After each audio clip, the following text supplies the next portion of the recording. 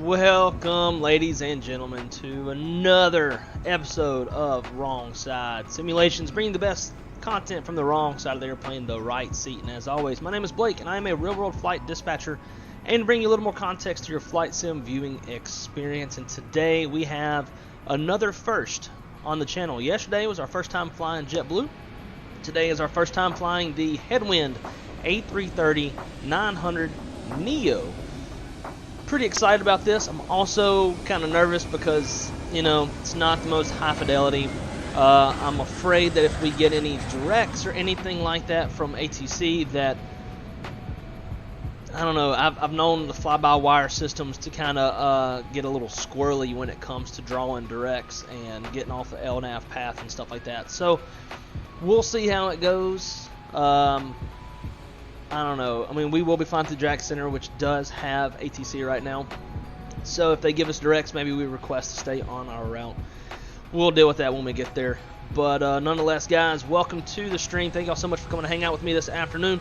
Hopefully this will be a fun one. We are going to take a little spring break trip down to the Caribbean, head down to Punta Cana, Dominican Republic, which I have been to before. I've actually jump seated into Punta Cana, and it's quite a pretty approach.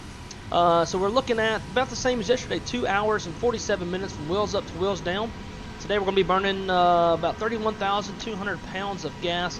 Our total fuel load here at the ramp is 53,144 pounds of gas. We are going to carry an alternate just because there's only on-nav approaches. You can get some tropical weather down there. Things can get a tad bit squirrely, and we like some options. So we are carrying a somewhat distant alternate of San Juan, Puerto Rico, which is 30 minutes away. That burn would be 6.4 on the gas. Our estimated zero fuel weight today is 366,000 pounds, carrying roughly 300 passengers. Let's see, we're going to be cruising at an altitude of 39,000 feet, departing off runway 27 right, and we're going to be landing on runway 8 down in Punta Cana. Going to be departing on the Varsity 3 Noki transition out of Atlanta. And as we saw, we had some heavies taxiing around, so it would be kind of cool if we could get behind some heavies and taxi behind them. But before we get into the airplane and start prepping everything, as we saw all of our passengers floating there a second ago, I'm going to say hello to everybody. So we got Chase. What's up, Chase, man? How's things going? Been a long time since I've seen your name in the chat. I know you've been busy with school. Welcome aboard. I am ready for this one as well. Aviation Geek, what is up, dude? Wes, hello, my friend. Thank you for your moderating services. Greatly appreciate it, as always. Ahawa, great to see you again. Happy first full day of being your new age. I know yesterday was your birthday. Mr. McDo, what's going on, my friend? Great to see you. Oh, hell yeah. We'll fire it up. Sweet. If you need to, I can send you the route and all, but it should be the route you choose in SimBrief should be just the automatic one that it chooses. Which the route has us going down over Jacksonville, Florida, and then over Cape Canaveral, Florida, and that's where we break off over the Atlantic. So you want to choose that one. There might be one that goes out, hits the ocean a little bit sooner than that, goes out towards like Charleston or so, maybe Myrtle Beach, and then goes down over the Atlantic. That's not the one I chose. I chose one that stays through South Georgia into North Florida before we finally break out over the ocean. Byron, what is up, dude? Great to see you. Yo, let's go. Damn right. D-Champ, what's up, dude? Fist bump back at you. Great to see you as always. Zach, what is up, man? I think you've been wanting to see the headwind for a little while, right? I know somebody wanted to see it, and that's what's had it on my radar. The sky's full of clouds. Be pretty sweet for sure. Hell yeah. Have I ever flown Ryanair? I have not. I don't do a whole lot of flying outside of the United States. Predominantly because I've spent a ton of money on airports within the United States, some in the Caribbean, some in South America, but predominantly I do mostly U.S. flying. I'm not totally against doing some Europe stuff, but the Europe game from a flight planning perspective, transition altitudes, all that stuff is quite a bit different from the United States, and I tend to stay in my area of expertise, I guess you could say. But I'm not hard up against it. Maybe one day we'll fly some Ryanair. And we do, though, make sure to put a little extra pressure in the tires so we can slap it down the way that I know they're known to do. Jet Kid, what is up, Nolan? Dude, I knocked out. Yeah, I kind of figured you did. Dude, last night I created my first mission in DCS. And I probably flew DCS for about 4 hours. It's kind of a stupid mission, but it was kind of a lot of fun.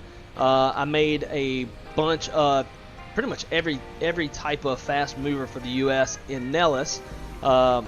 Myself with 3 wingmen in F-18s, had some A-10s, F-117s, 15s, 22s. I mean, I had all sorts of fast movers. Had some B-1s, B-2s, B-52s, C-130s. Had all sorts of shit, right? And then over a couple airports away, like I think I put some in like Henderson, stuff like that. We did some fast movers, some like the Tu-95s or whatever, those Russian shits. But basically, it's like you got these heavies that are like flying towards Vegas and towards Nellis, and they're gonna drop some like chemical shit and so like we got to intercept those fuckers as fast as we can, and it's all like close range, whooping ass, you know. And I'm saying like they are, even though I put them like to take off from the ground hot, like man, they get airborne so much faster. I don't know how. So like I'm right next to the runway, take off, and it like just with the default payload stuff, I have some tanks on there, or some bags as you call it, whatever. So like I'm right next to the runway. We'll go ahead, hit the runway, take off. As soon as I get a little bit of altitude, jettison those, fucking flip over 180, and they're like they are there. And it's like it's time. Like in fact, especially with the heavies, they're so slow. Like all you can really do is like go to guns, start shooting them down. It's like it's chaos. There's like crashed airplanes all over Vegas. It's just, man, it's like some Armageddon shit. It's fucking cool. You'd probably find it boring, but it's a lot of fun for me, who doesn't know the most about the Hornet. So, anyways, that's what I spent my night doing last night. Hi, it's my second time today. What do you mean your second time? Second time at what? Drew Stone, what's up, dude? Yo, great to see you, as always. Alright, I think that's everybody in the chat. So, let's jump into it. Let's get going. We got plenty of time to talk once we get airborne. We got El Capitan up here. And we're gonna get going. I don't think I'm gonna talk through too much. I want to get off the ground as fast as we can. Make sure we got enough time to get this flight done. No, it's hot out here. Good old hot Atlanta. Flight director's on, VORs, VOR constraints, VOR constraints.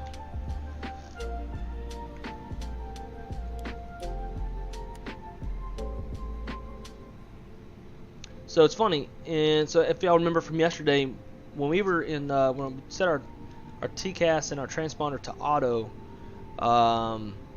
it wouldn't show us in mode C on VATSIM, but in this one, auto does work. So, this is one of Shaq's favorite songs. Okay, let's get our fuel on the airplane. So we're taking. There we go. That'll work. We'll just do instant. Again, I want to make this fast. Payload. Instant. Got our passengers. Sweet. Alright, back down to the McDo. Let's brighten this up. I don't know if there's anything we gotta do in the ATSU or not. I haven't flown any of these fly-by-wire type airplanes in a hot minute. How's the audio, guys? Make sure like y'all can hear me. The music's pretty loud in my head, so make sure the music's not too loud for y'all. Looks like it might be a tad loud.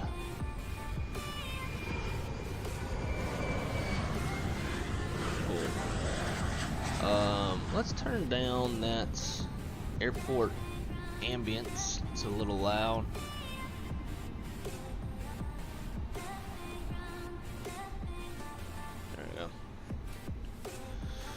Alrighty, let's go to data, IRS monitor.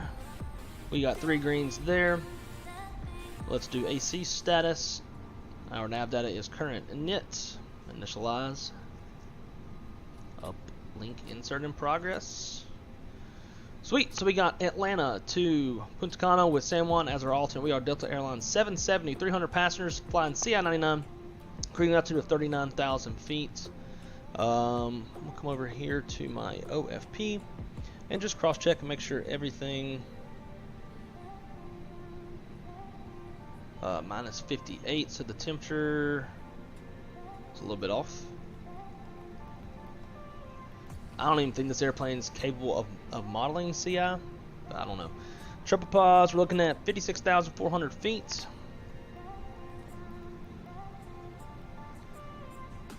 Wind data uplink. Nice. Flight plan, Atlanta. Departure off of runway 27, right? And we are on the Varsity.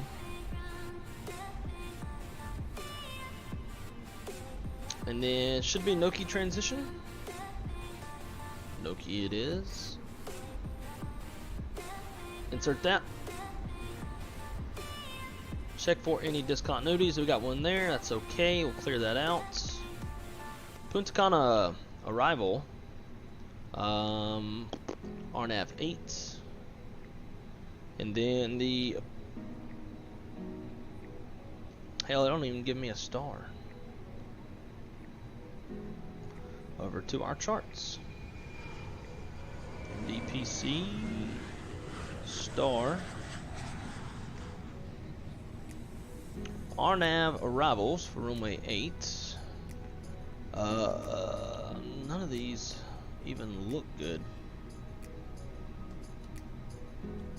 in all honesty.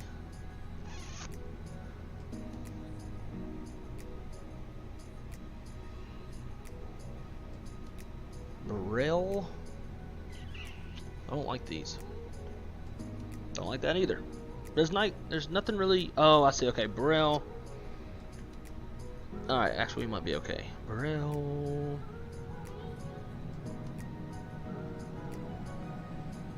One whiskey.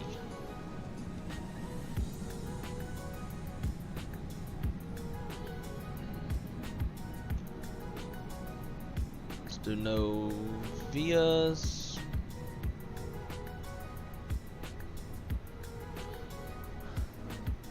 No transition. Alright, so we really got to pay attention to this one.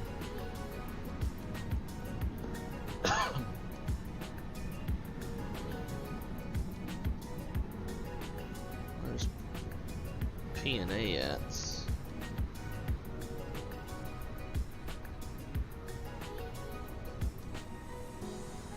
Ah, P&A is on the approach, so we don't want that.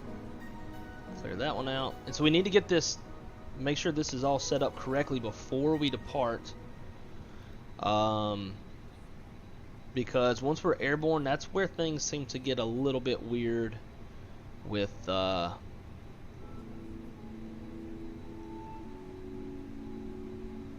routing.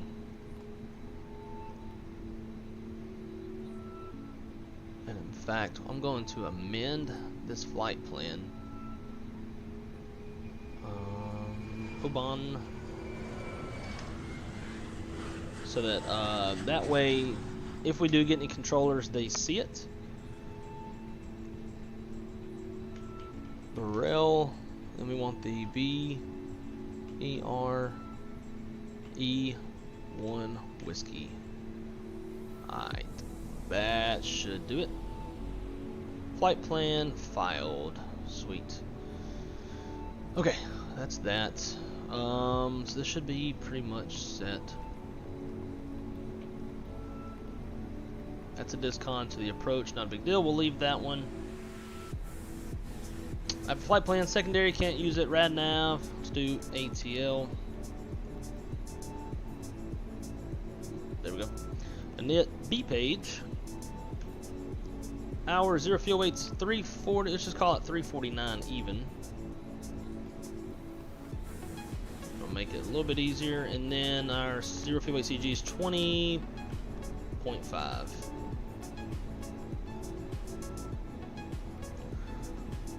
Block fuel 53.2.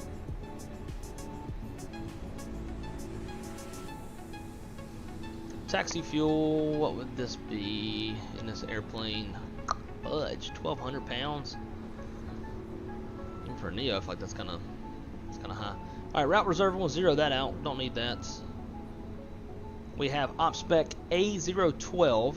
So if it's an international airport within 950 nautical miles of the contiguous United States, then it is treated with domestic fuel policy.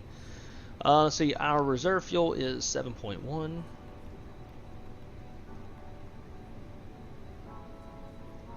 Nice. Headwind. What is our wind component? Tailwind 33. Is it TL 33? Yep. Nice. Okay. For takeoff performance, it's gonna go flaps 2. Flexing 55. Let's go 145. And now I'm just kind of coming up with these off the top of my head, what I think will work. Engine out, let's just call it 1500.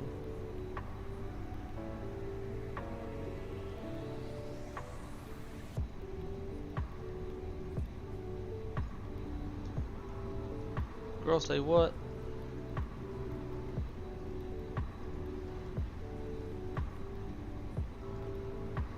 There we go.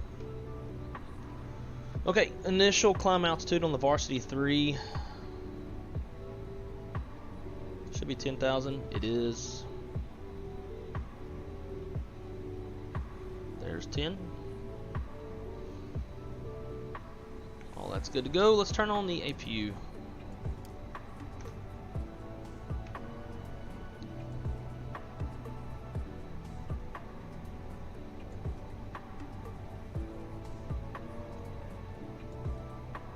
Got our passengers on board.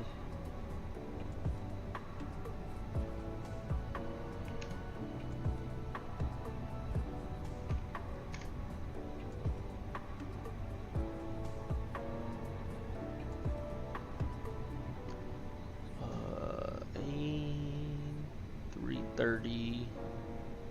Damn, it doesn't have an A330-900 in here. So I guess we'll just call it an A3. It's called an A350-800.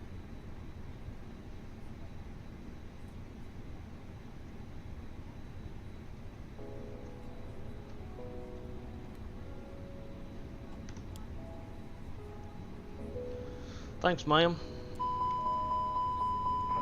Atlanta traffic, JetBlue 720, ramp 5 south, taxi runway 27 right at Lima Charlie via Lima Juliet and Mike Lima Charlie. Atlanta traffic. That's loud.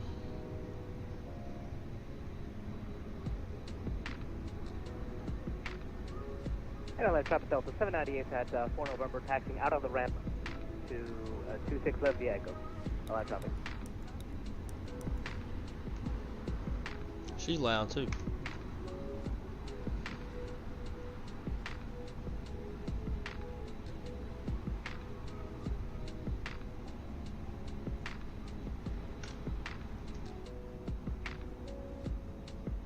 That sexy 7.6 next to us.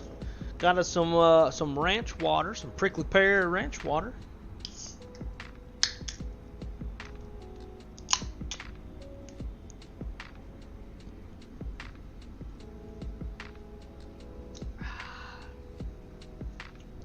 So I finally figured out what my issue was with my Atlanta scenery. There were 2 world updates that were like layering on top of the Imagine Sim airport. Therefore, I was seeing double textures and it was super annoying. So I deleted those 2 and uninstalled, reinstalled Imagine Sim. So we should hopefully have decent looking ground textures. There we go. Get all these brightened up where we can see them.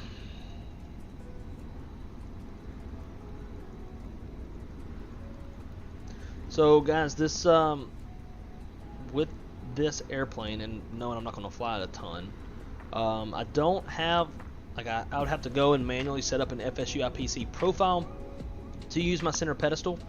So I won't be using it like I would be with the Phoenix. I'll probably still physically do the switches as I click the switches, just so that it's all kind of joined up on my side and I can kind of look down at it and see what I need. Alright, let's see if we can get, I want VHF2. There we go.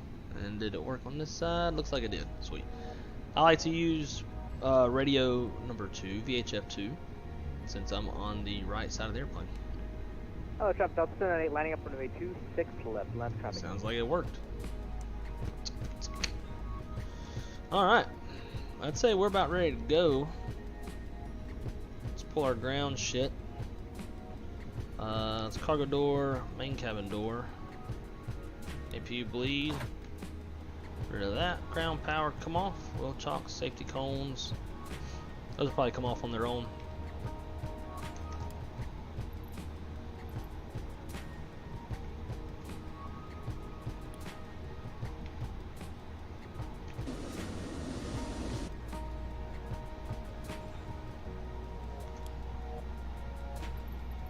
Atlanta traffic, JetBlue 720, line up departing runway 27 right from Lima Charlie. RNAV football on the field 3 departure to the northeast, Atlanta traffic. Alright, so for our little departure brief, it's going to be a right seat takeoff. Aircraft type's a 330, 900 for tail strike avoidance, no emailed CDLs. We'll do a 2-engine taxi. It's going to be a nice short taxi. Our taxi route is going to be out of the ramp here at Concourse Foxtrot. And we'll take Lima Charlie. So quick and easy. Weather's no factor, trains no factor, no hot spots, no runways to cross. Before V1, if we need to stop, it'll be my decision to reject. Come to please stop, set, park and brake. Call the flight center stations, analyze situation, call for ECAM action, emergency evacuation checklist as required. After V1, we're going to go flying. Engine out procedure is going to be fly runway heading. We'll speed up, clean up. Engine out's 1500 off the ground. We are under our max landing weight. If we need to come back, we'll come back to probably runway 28. If all goes as planned, we'll fly the Varsity 3 departure, top altitude 10,000 feet, and we're squawking 2,000. We are not in controlled airspace. Before start, checklist. Maintenance log and tails, onboard checked. Cockpit pets complete, gear pins covers all removed, sounds are on auto, ADIRs are in nav. Fuel, our min fuel is 50.3, and we've got 53.2 on board. Altimeters 3021 set, IFB's checked, windows, doors, and slides are closed and armed. Where's my mouse? We won't go nose right. Release parking brakes. Beacons on, thrust levers are idle, park and brake is on, transponder is in auto. Before start, checklist is complete. Let's go. Release parking brakes. Parking brakes released. Commencing push. All engines clear. Start at will.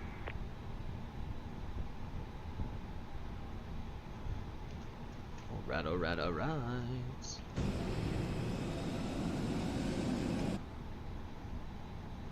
Frame rates kind of sucks. Probably partially all the airplanes out here in Atlanta. We are flying with live traffic as well as VATSIM.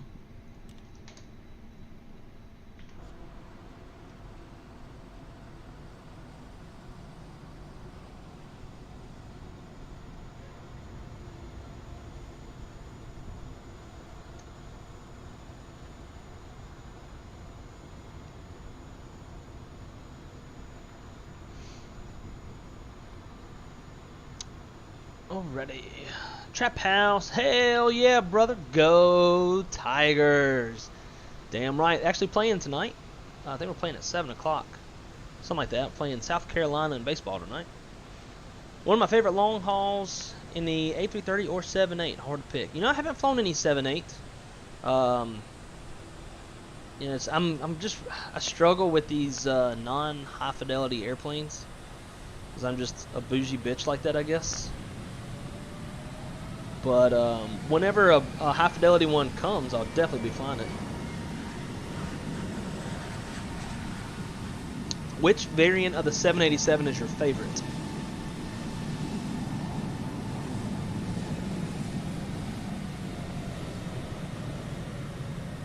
Kind of screwed that push back up. And the Neo engines, especially one this big, would definitely not start as fast as they do.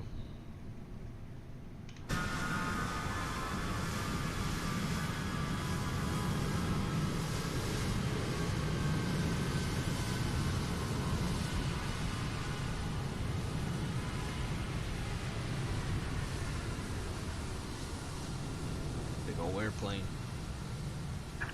Set parking brakes.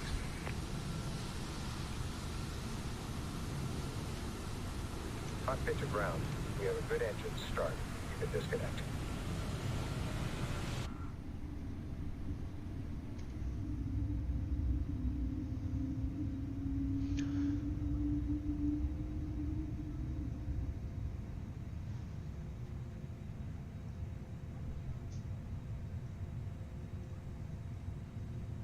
Alright, so while we are taxiing around on VATSIM with other aircraft, I'm going to take the airplane, or take the live traffic off, and we'll turn it back on once we get airborne. It'll also help us out with these frame rates. I'm seeing some stutters that I'm not crazy about. Yeah, so out of step and Lotto, I'm with y'all. To me, the Dash 10 just seems too long and it's kind of ugly. It's like the 7.8's kind of like almost like a 7.5 wannabe Neo type situation, and then I think the 7.8-9 is like it strikes the right balance. Bypass pin removed. Yeah, those frame rates are definitely already better. Left is clear. Right is clear. All right, so engines are started. After start flow. Engine mode selector to normal. Arm spoolers. Reset rudder trim. Go flaps 2. TCAS auto. Or transponder auto. TCAS to TA. Our trim. It's almost 30, so let's go. Nope. Why is it only going one way? About right there. We'll go up 0.1. Let's see if that. Yeah. Sweet. APU coming off. Taxi light come on. We'll do the rest. See how these lights work. Get those paired up together. Sweet. Okay. So guys, I don't know if I've told y'all this. I don't think I have. This is my first time flying this airplane.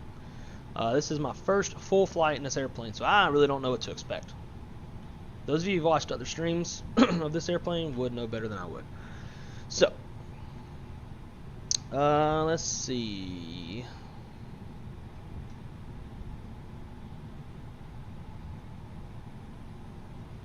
Landing traffic Delta. Oh man, I'm hearing myself. Nope, nope. Did not have a care. I think I'm hearing myself through VHF 1. There we go.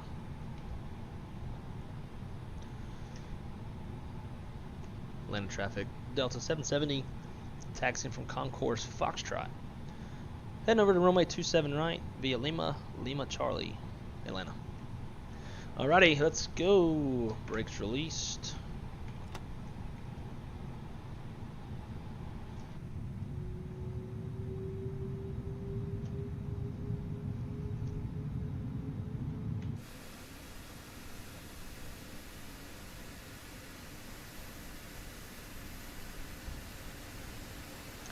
Sure is a pretty airplane. I would like to see some wear and tear. It's too clean. Even though it's a Neo, you think new, it's just too. Not really sure why there's not any spoilerons. Thank you. Are there spoilerons? Nope, just ailerons. That's weird. Alright, let's get our camera back over here.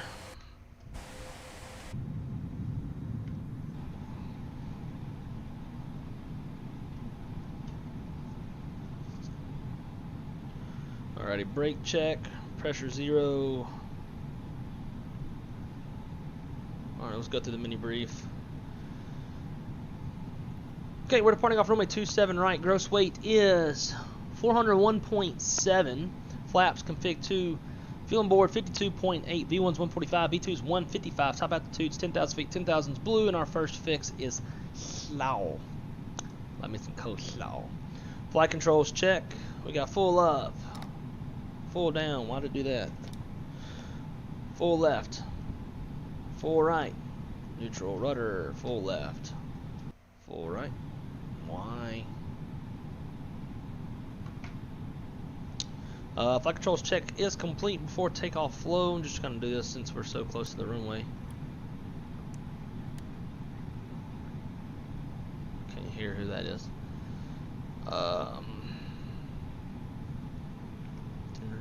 Set. Max. Status page checks checked. And we'll ding these dingbats. Alrighty, clear left, clear right.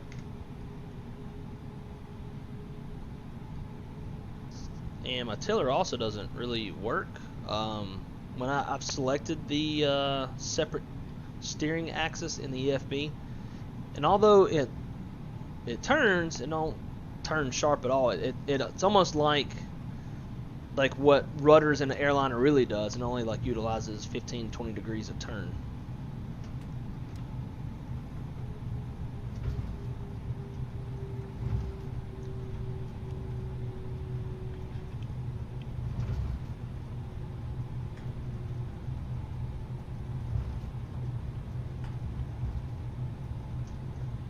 Alright, before takeoff, to the line. Gross weight comparison complete. Pitch trims 29.5% CG set. V1, VR, V2 flex. 145, 150, 155 flex 55 config. 2 on the flaps. Flight mission check. Flight controls are checked. ECM memo takeoff all green. ECM status is checked. Predicted wind shear is on auto. TCAS cut set TRA. Cabin crews advised. Mini briefs complete. Before takeoff to the lines complete.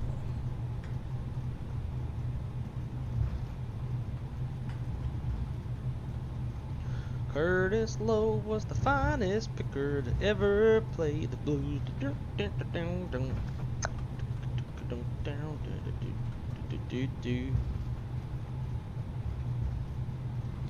Alright, man, take off 50.3.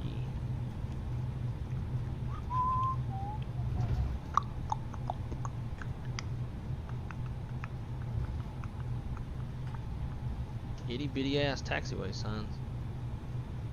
Wish they'd come and like update this scenery.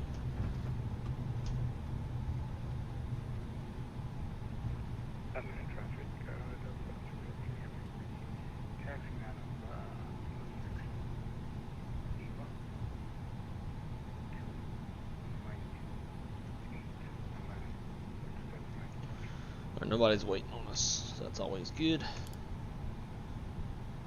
And we'll hold right here. Park brake set. Atlanta traffic. Let's see. Delta 1727 taxiing runway 27 right via Lima. Atlanta traffic. Before takeoff bloodline, takeoff runway 27 right's confirmed. Fuel min is 50.3. We've got 52.5 on board. Engine mode selector is normal. Lead packs are set. Before takeoff, bloodline complete. Who's ready to go? I'm ready to go. No top descent or VNAV. Yeah, that's my issue with a lot of these type. What the fuck is that? Have actual airplane? That's weird. It's not diamonds. Anyways, that's my issue with a lot of these like these fly-by-wire type airplanes. It's not enough for me. I'm a bougie bitch. Anyways, let's go. Line of traffic Delta 770 departing off runway 27 right on the Varsity 3 departure. Will be exiting the airspace to the south. Atlanta. Alright, we are clear on the approach path. Right behind you. Hey!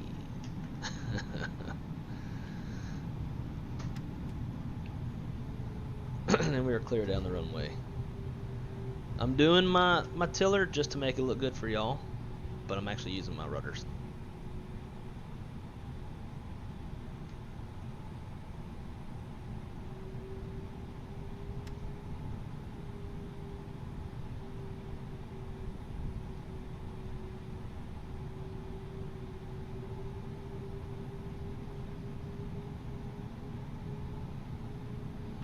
Okie dokie. Smoky. Here we go. Nose down on the stick. Rolling 50. That windsock is opposite of the direction I need to be taking off. Man, flex, SRS runway, auto thrust blue. Punta Cana, here we come.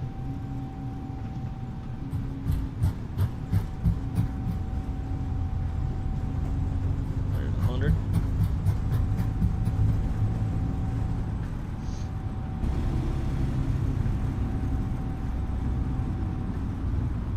There's V1. Rotate. We got positive brake. Gear up. Disarm spoilers.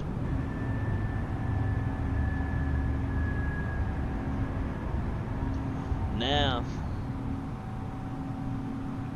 traffic, Delta 7627, landing up 27 right at Lima Charlie, Atlanta traffic.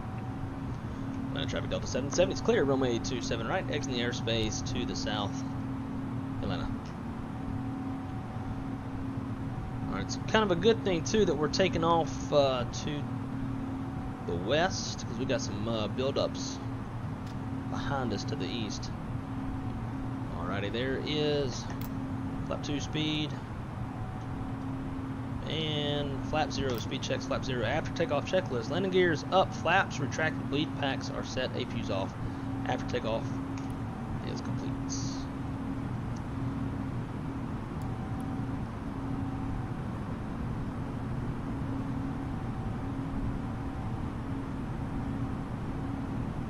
What does it say? Speed brake.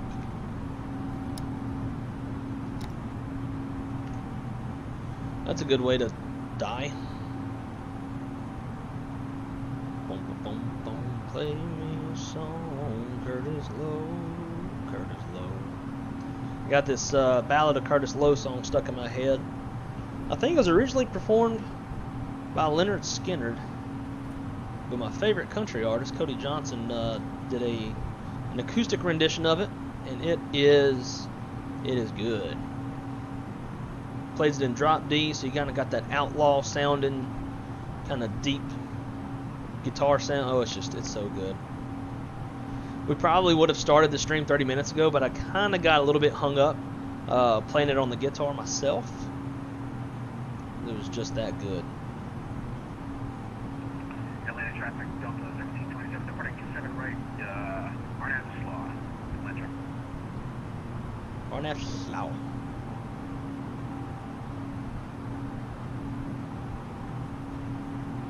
I could use some coleslaw about now. I love me some coleslaw.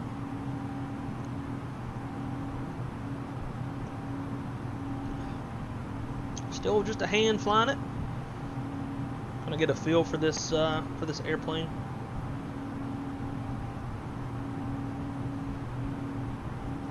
Let's turn the live traffic back on, shall we?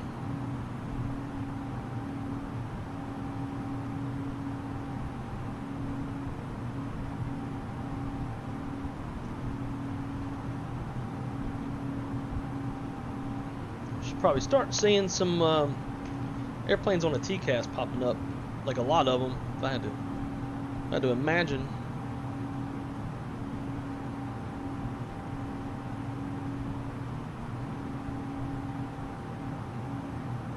Old Kurt was a black man with white curly hair.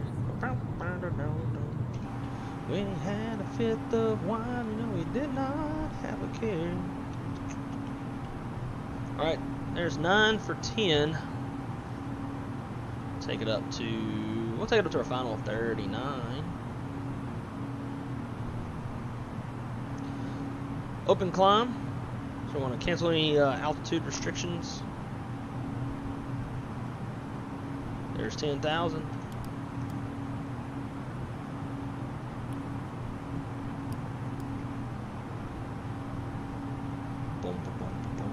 Man, I got that song stuck in my head.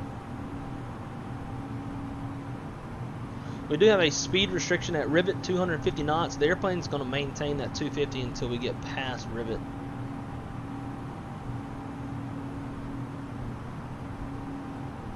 It's very interesting that the TCAS icons are airplanes and not diamonds. I've never seen that before. I don't know if that's realistic to the airplane or what. It's still warmer than 10 degrees Celsius, so even with this visible moisture, aka clouds, we're not in icing conditions. Alright, airplane, what you want me to do? Tell me what you want me to do. Boom, boom, boom.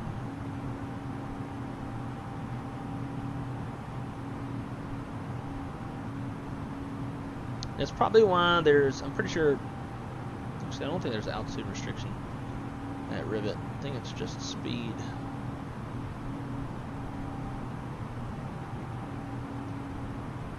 Yeah, it's just speed. So I don't know what these guys are doing. TAT is 13 degrees.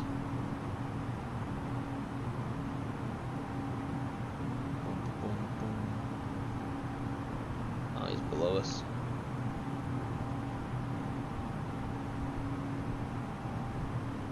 Alright, so here in a second when we cross river, you're going to see the horizontal flight director start moving down, and the speed caret's going to go up. At least I thought it was. There's no other speed constraints, so I don't know why I wouldn't.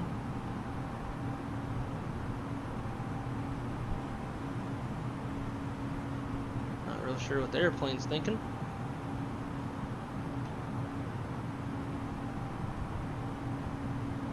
She feels good, flying wise. I did have to turn the sensitivity down on my side stick. It was just, there it goes. All right, so 290. So now the horizontal line is going to go down.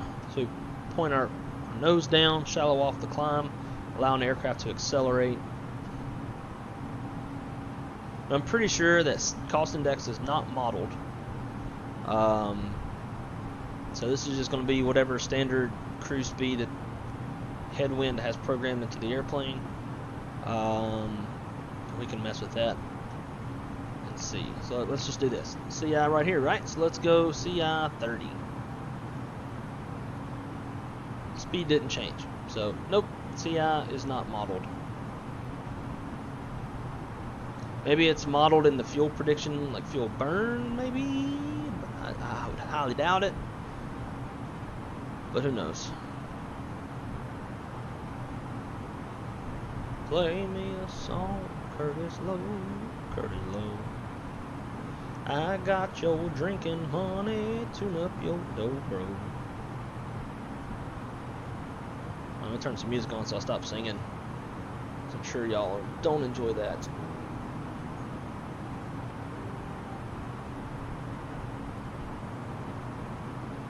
Alright, so we've reached our speed, so now we can start pitching back up. And keep that acceleration rate a little bit higher. Pull in for standard, standard, and standard.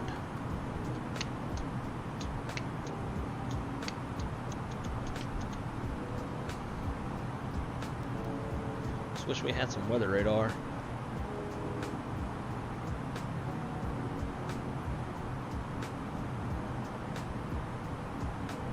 Lots of clouds.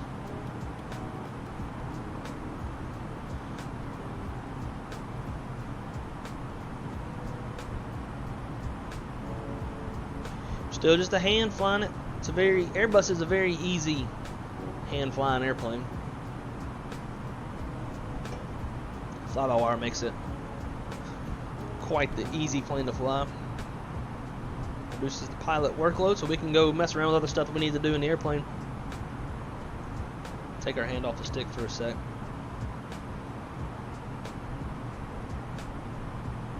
Sweet, so let's go ahead and turn on the autopilot because now it's getting boring. Autopilot 2 is on. Still think that's just so weird seeing airplane icon. Once we get to cruising altitude, we kind of see where that speed buffer's at, so where that red line, because it's as the higher we get and the thinner the atmosphere gets, as well as like barometric pressure and temperature and all the different atmospheric conditions that affect speed. We'll see where that red bar settles, and then we'll go into selected speed, and we'll fly it as fast as we can, and that will essentially be CI-99.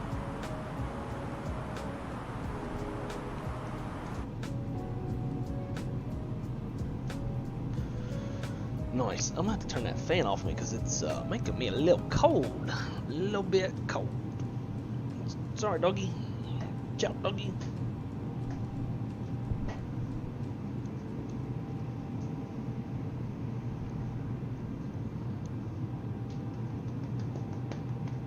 He's a good doggy. I got a good doggy. Bing, bing, bing, bing, bing, bing, bing, bing, bing, bing. Sweet. So, what is everybody up to today? Mr. McDo, nice. That's a really good airplane to fly for this route. I decided to do this for a couple reasons, like in this airplane. This time of year, when you have a much higher volume of people going to certain places like Cancun, Punta Cana, San Juan, stuff like that for spring break. It's not uncommon to see airlines either increase the number of airplanes or number of flights that they do to that destination, or if they have the aircraft available, they can maybe condense 2 flights onto one big airplane, especially like a 330neo. That's a little bit more fuel efficient. They're making that money. Also, like, people get to fly in a wide body, which is a nicer, more spacious feeling airplane. So in that sense, they're probably saving some money by not running 2 airplanes, paying 2 crews. Although there would be more flight attendants, but paying more crews and more fuel burn and all that kind of shit. So I was like, you know what? It's not unrealistic to fly a wide body on a high volume route like this at this time of year, where volume is a big factor. In fact, volume has been such a big factor this time of year that we've been seeing a lot of flow control areas. Let's see if there's any today.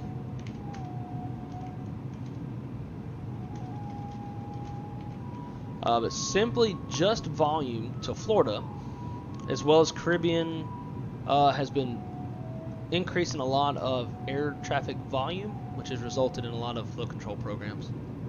So right now there is none. Houston's on a ground stop for thunderstorms. Vegas is on not a ground stop, but a flow program. Houston's on a flow program for thunderstorms. Vegas is on a flow program for wind. LaGuardia is on a flow program for low ceilings. Palm Beach is on a flow program for wind. And Montreal is on a flow program for low ceilings. Augusta, they are on a ground stop for general aviation only, due to volume, because of the Masters tournament. And then Charlotte is on a ground stop for thunderstorms. Yep, and Charlotte's got thunderstorms. If we go over to Valenta,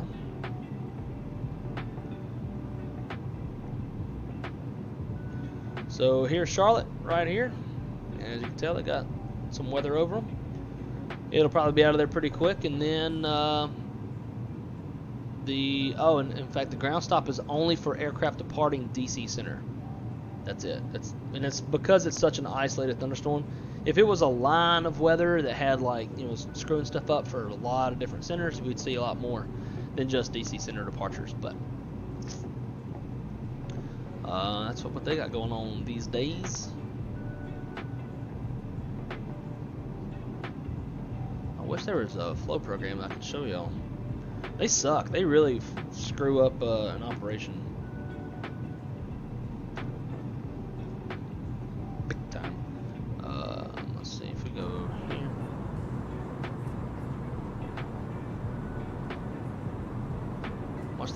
Watching that wing bounce.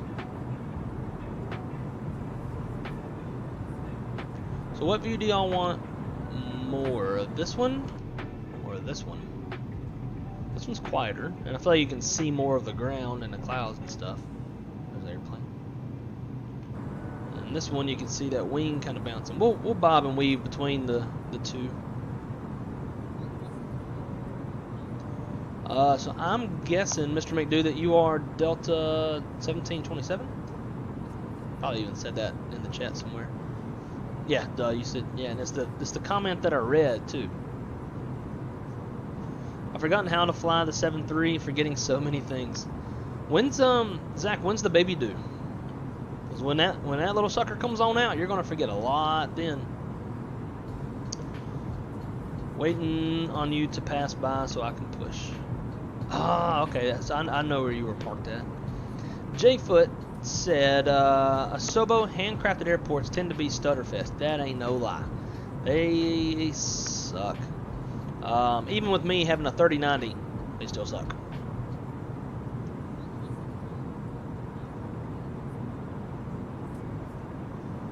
So there's no VNAV at all in this airplane, like at all.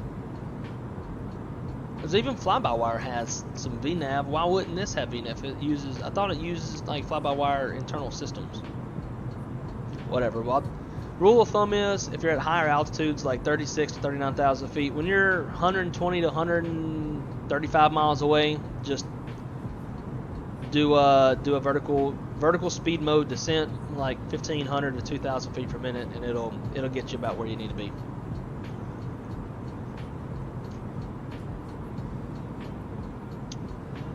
Oh shit! Sorry, Drew. I think I was a little bit late on this, telling Delta 617 that you said hi. My bad, dude. I didn't see it.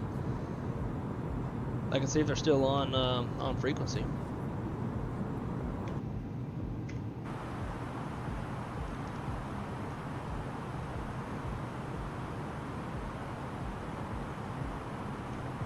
Delta 617, are you on frequency?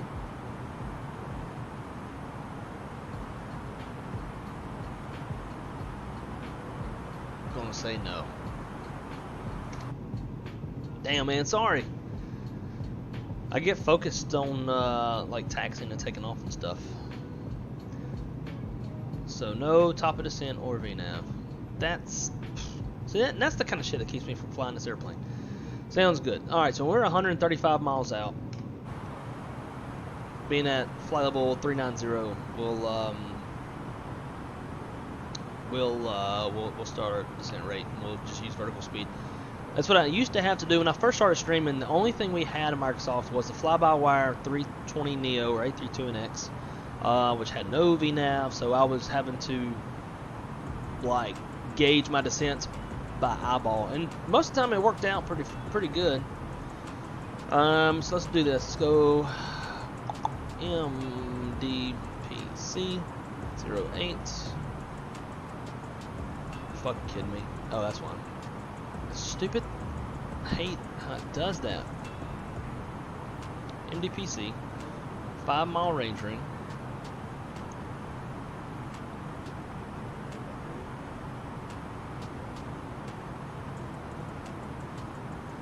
Approach fix.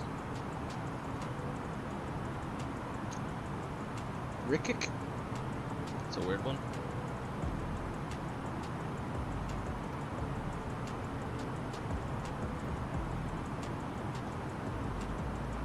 And then the reciprocal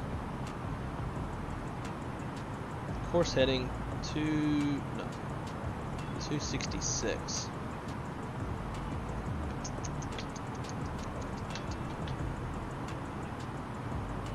That'll give us our extended center line. RadNav, we'll leave Atlanta for now. Prague page, same thing. Whoa. MDPC 08. Oh my god, so annoying. So we got 1,157 miles to go. Perf, next, and next. And let's get the current METAR.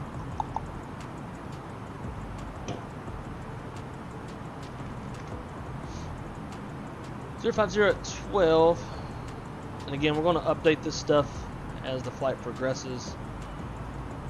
In fact, in real life, pilots run their landing numbers before they even take off. Got quad 9 on the visibility, few at 1600 CBs, so there are thunderstorms in the area to the northwest actually. Earlier when I was planning the flight, Punta Cana had thunderstorms, which is another reason why we planned San Juan as an alternate. The temperature's 26, and the altimeter's 1015. Motherfucker.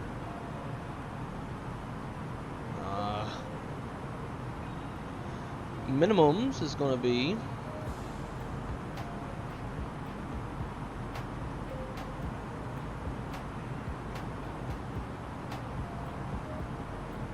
$730.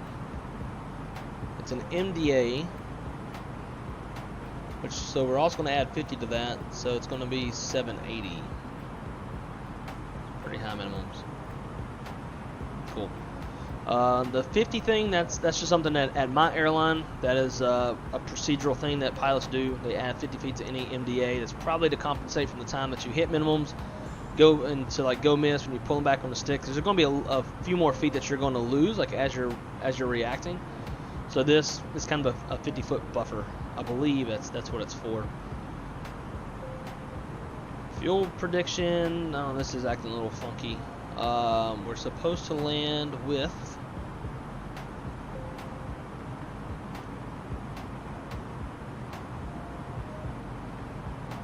20,700 pounds of gas. This says we're gonna. Oh, that's San Juan. Landing at 6.0 in San Juan. So we're gonna land in Punta Cana at 13.5. It's interesting. Might have to slow down for gas depending on how this trends. If it starts going up, we're fine. If it don't, we'll be looking at some problems. Saying we have no extra fuel to play with. We're in the negatives on the extra fuel.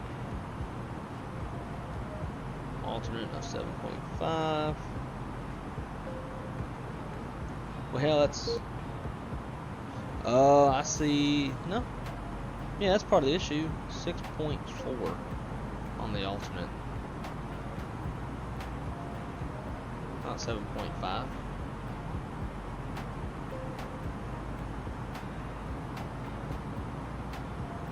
But we did take extra gas. We've got 5,600 pounds of contingency fuel plus 1,700 pounds of another extra below the line.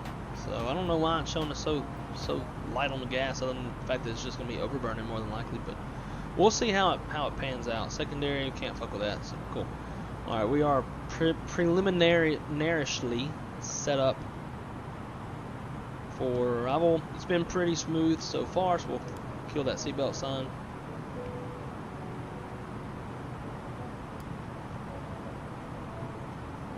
Perfect. Start seeing some water here in a little while. Start seeing the Gulf of Mexico. I did think about doing Punta Cana as well. I mean, not Punta Cana, but Cancun. I was like, let's go down to Punta Cana.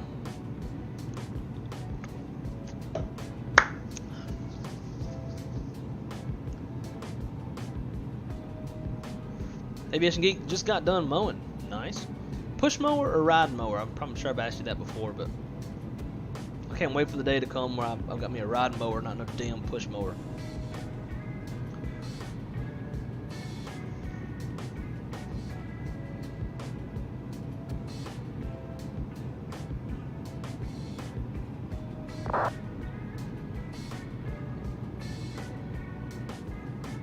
So Ala Wes, or not Wes, but McDo is not streaming, at least not to my knowledge. I think he'd be letting us know if he was. The good old coffin corner with that speed, that's about right. Yeah, and all that's going to be based off weight. I mean, for the 330, this is a very short flight, obviously. And we're not even, I think we've got about 3/4 of our payload that we're using. As far as passengers go, I don't even know about bags and shit. So we should be relatively light, should be able to get up somewhat high without getting too much in the corner, but we'll see. And if we do, we'll just descend and get out of it. A lot of editing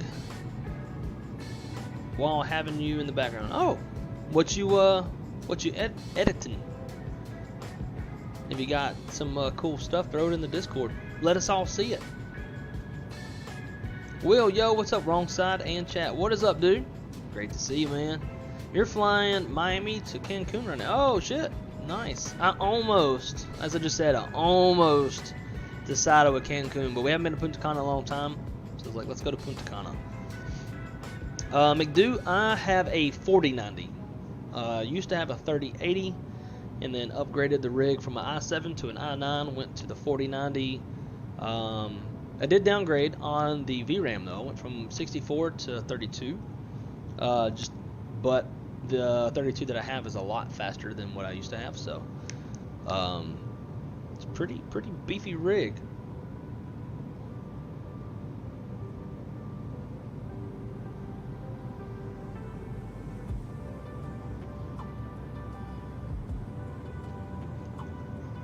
So Drew, when you say that was HD simulation, no worries, man. What do you? I've heard of. Actually, I've seen HD Simulations on YouTube. Is that who you're talking about? J Foot, I just put a fixed ring around the destination so I don't forget to descend. That's a good idea too. Let's do that. I like that idea. Destination, estimated fuel on board is below minimum. Well, don't know what to tell you. Hopefully we don't have to tech stop in Miami. But that'd be a very real scenario if we were looking at this in real life. Although to be looking at it before we take off and call our dispatcher and be like, hey, so the computer's showing this. Do you know why? And if you can't tell me why, then can we get more gas? And this is actually a thing that happens in real life. The issue that we see is like the McDo's cache of data needs to be cleared, so we will instruct them to do what's called an ATSU reset. They go pull 2 circuit breakers, wait 5 seconds, pop them back in. That resets the McDo's. Then they go in, replug everything in, and it should give accurate numbers. Sometimes, or most of the time when we see this issue, it's usually a typo as well. So like if they're going in, and if they're in their wins, if they're not doing like an auto uplink, sometimes they'll have like a plus sign instead of a minus sign, showing which will tell the airplane a positive temperature instead of a negative temperature. That obviously will greatly affect your burns. Also in the init page, when you got the cruise temp, sometimes they accidentally put in just 58 instead of like negative 58. That's going to cause problems. So we just have the pilots run back through, make sure there's no typos, stuff like that. If there's not, then we do the ATSU reset. That should clear it out. Other times too, once they get airborne, usually by the time they reach cruise, the fuel burn will correct itself, and it'll show usually better than actually what's planned. I've had quite a number of times where I've told them, like, look, we've seen this before. As much as it goes against your instincts as a pilot, just trust me. Take off, and then usually I'm not going to tell them this if we're going to the Caribbean, because then like you're limited to where you can go. But if we're doing like LA, Baltimore or something, how many airports are we going to fly by? A ton. So like I'll tell them, like, just trust me. And if by the time, like once you're in cruise for a few minutes, if it still hasn't corrected itself, and we need a tech stop, I will take the brunt of the diversion. And like when I show that much confidence, usually that kind of makes them feel a little bit better. I'm like, okay, like nobody would just be saying this just to say it, just to get us going. They take off, it corrects, and then it's fine. But that is something that pilots are looking at before they take off. They're looking at what the computer says for their estimated fuel on arrival, and they compare that to the paperwork. If there's a huge discrepancy, they're calling the dispatcher. And a lot of times though, if like they're not comfortable with it, and you just tell them like, all right, well, so you were supposed to land with 6,000, but it's saying you're going to land with 4,000. That's a 2,000 pound difference. So let's tack on that 2,000 pounds of gas. And will that make you feel better? Like, yeah, cool, let's do that. So they tack on the 2,000 pounds of gas. Then they take off. Typically the numbers would correct, and then it shows them landing with 2,000 pounds more than what they were supposed to, because we added that 2,000 pounds on the gas, or on the ground.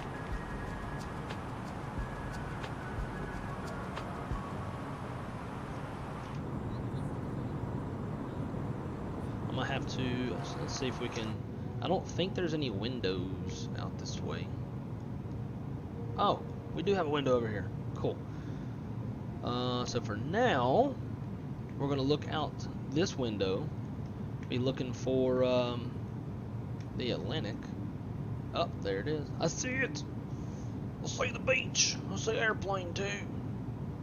Hey boy, where are you going? Where are you flying to?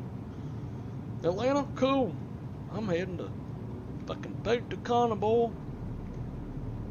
It's exciting. I ain't never been on an airplane before. My wife died. I got her insurance money. I'm gonna go find me a senorita down there in Punta Cana. Redneck's first vacation. So then, once we kind of get off the coast a little bit, I'm gonna switch our view back over to the other side of the airplane, because most of like Florida will be on the right side, and then all the islands that we're gonna fly past will be on our right side as well. So we'll have those to look at. I have flown down to the Caribbean a few times. Flew to San Juan once in the cockpit, flew to Punta Cana once in the cockpit, flown in the back a few times, and it is incredibly beautiful. All of the Caribbean islands, especially like the Bahamas, Turks and Caicos, whatnot, like incredibly beautiful. When we get out there, I'll pull up some pictures that I've got.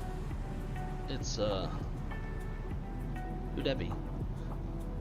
Yeah, it's super pretty. Anyways, back to, oh man, look who we've got in the chat. Mr. Cabana. How are you, sir? How is life? How's things going? Great to see you as always. Is that an LSU shirt? Fucking duh. Who else would I be wearing? Sure shit wouldn't be wearing no Hurricane merch. Fucking Miami, ugh. I'm not a fan of Miami Hurricanes at all. But they are in the top 25 in baseball right now. But we're number 1. I am number 1. Anyways, let's see. Oh yeah, I forgot I was gonna do that. Put a fixturing around the destination. Alright, flight plan. Fix info. We'll do another one, MDPC. We won't worry about the runway. And let's call it 135 miles. Cool. So now if we draw out the range ring, go back to flight plan, put this into plan, and we step through. We should see that ring at some point. There it is. Nice, and it's right at, shit, that's perfect. It's like right over Pokeg, something like that. Whatever you'd call that. Dude, it is like literally within a mile or two. Alt star, alt cruise. We are in cruise. Nice. So even if we just want to like draw more attention to it, we can do this. Just let ourselves know that we're a few miles from our top of descent. Let's go to fix info, next. How do you spell this? Oh, I don't want sharks. It's Pokeg.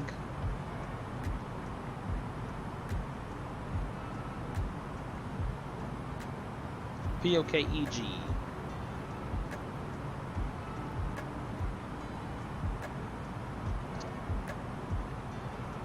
And we'll do 7-mile range ring around that one. Just as a reminder, over the reminder.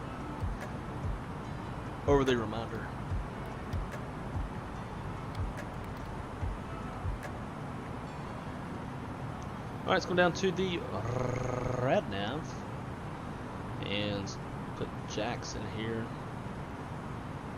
It's not, oh really? They ain't got one? That's some BS.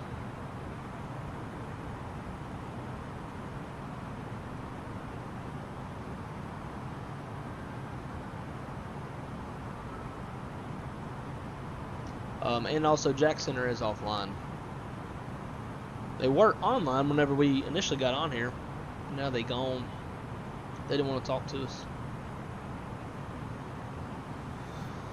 Alright, we'll pull up 4 flights over here.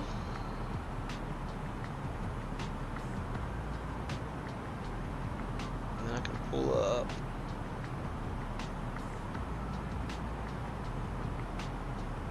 aeronautical. American 113 approaching runway 8, ILS on Yankee. And that guy's real loud. 20 nautical miles away from airport. Good for you. Alright, we'll do Ormond. Can't see over these stupid labels.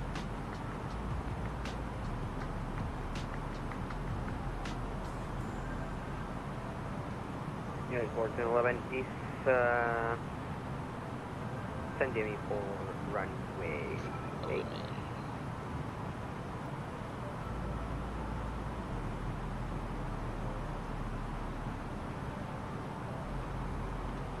United 1411, chill out.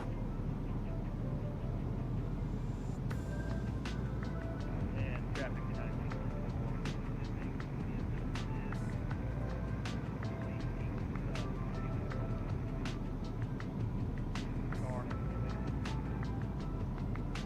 So there's 2 airplanes on approach.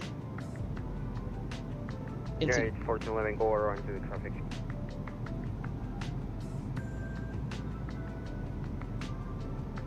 So, show y'all this.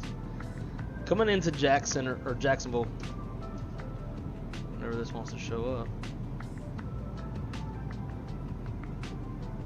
Oh, I hit the right button. All right. So, got these 2 guys. Got this Spirit 1313. I think that's who's talking, but I can't really tell. And also, Spirit doesn't fly to Jacksonville from Orlando. Meow. Fuck. So, he's on approach, and you got United 1411 behind him, who said they were going around for traffic. So I'm assuming 1313's in the way.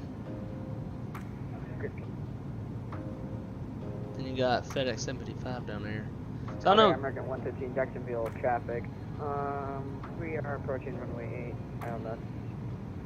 About 10, correction, 2 nautical miles away from you. Some bickering going on down there, 15 nautical miles away from you. which I find quite hilarious. You'll get it in a minute, don't worry. Yeah, they're fucking whiny babies. Anyways, don't give a shit about them. Good, fortunately, following the published mains and climbing to 4,000 will reincorporate us to the ILS. Anyways, ugh. It's got a weird kick to it. Jacksonville traffic, American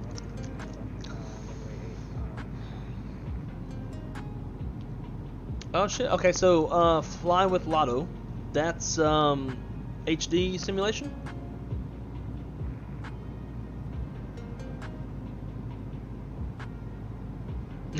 Jeff, not a fan of you, sir. Good, I don't care. Cajuns versus the convicts. I'm gonna choose the Cajuns every time. So I had the same thing happen with the fuel today in the fly-by-wire AT2NX. Not sure why yet. Interesting. So many rings. Yeah, man. I mean, if there's no VNAV, I need some visual reminders, because dude, I have short-term memory loss. Next thing you know, we're gonna be like cruising right on down into frickin' Brazil.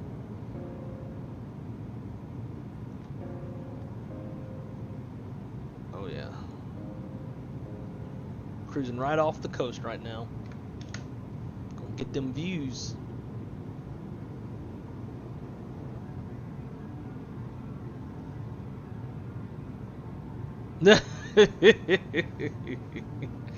Yeah, we got plenty of convicts in Monroe, that's for sure. I mean, it's when it's a shithole town and there's not like much to do, make of yourself. You know, a lot of people resort to crime. A lot of trailer parks in Monroe.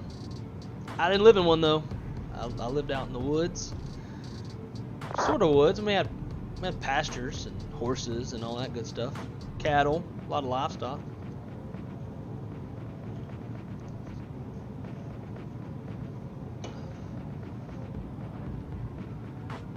So alright, so that's why I'm getting confused. So you're flying with Lotto. So where is HD Simulations coming into this equation? I'm clearly confused. But also, give me some grace, because like, you know, like when you're talking in the chat with so many people, it's like you've got multiple like separate conversations going at once, you know? So it's hard to keep track of. So many rings. Feel good fuel. Yeah, we definitely didn't get enough feel good fuel today. Let's see what we're showing right now. Oh, it's worse. Well, that keeps bumping around. Man, this thing don't know what it's doing.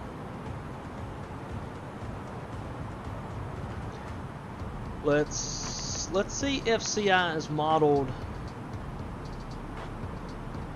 in the fuel prediction.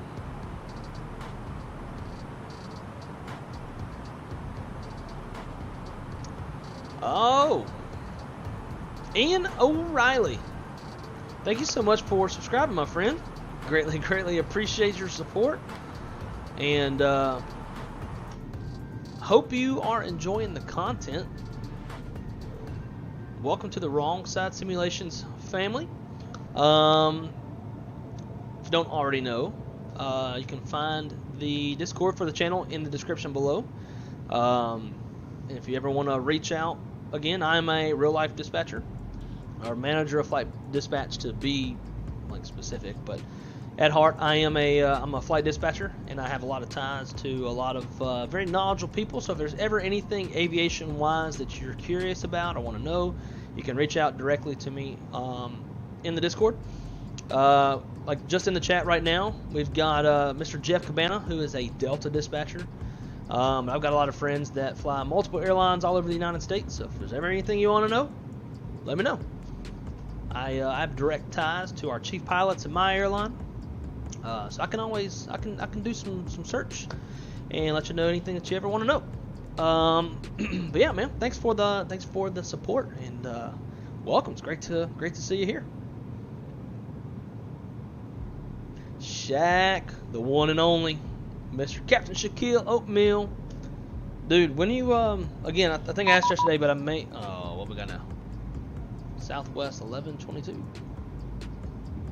Oh, it's Chase. Where is he at? I swore I thought I saw him on Valena somewhere. Oh, I see you all the way out in getting ready to reach Texaco out in West Texas.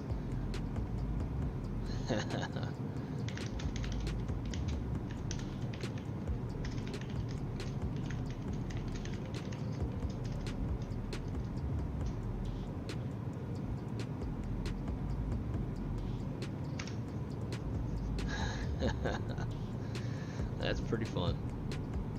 Tomorrow night, sweet. So when roughly shall you be streaming again? Well, we got quite a while. We're probably not even a quarter way through the first quarter of the flight. So if you look at the top of the stream, you'll see right up here we got this overlay. So this is our little progress bar right here, and so as we fly, it continues more and more and more until we get close to our destination. So as you can tell, we're still got a ways to go. Just to show you on Valenta, we'll make this bigger so y'all can see it. So there's Chase. Chase is all the way out here in West Texas, out in this area. But for us, so we're right here, coming down towards, we are beam Daytona Beach.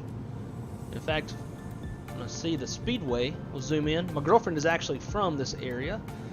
So coming down abeam Daytona Beach, then we're going to hit Cape Canaveral where SpaceX is at, and then make our way down through the Bahamas, Turks and Caicos, until finally we reach Dominican Republic. And we'll come in to land all the way down here. So we've got quite a ways to go. If I had to guess, probably another 2 hours and 15 minutes. Something like that. Hopefully we make it on the ground before girlfriend gets off. Boom, boom, boom, boom. Alright, let's see if we can find the speedway. I see it. It doesn't look very good from here. That is the Daytona Speedway, home of the Daytona 500, which is the Super Bowl of NASCAR. And what's really cool is it's literally like right on the airport. So when they have the Daytona 500, the Thunderbirds are typically the flyover team. So they'll take off when the national anthem's played, they'll fly over in their 6-ship formation, and then because they're so close to the airport, they come back around and they do their sequenced peel off to sequence themselves to land. And so it's really, really cool. In fact, I have a video of one. I was outside of the stadium at a Western wear store, and just happened to be there, the right place at the right time to see them.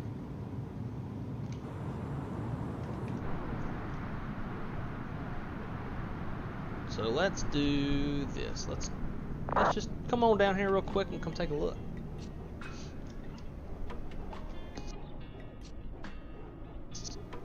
Sorry, I had a little sneeze there.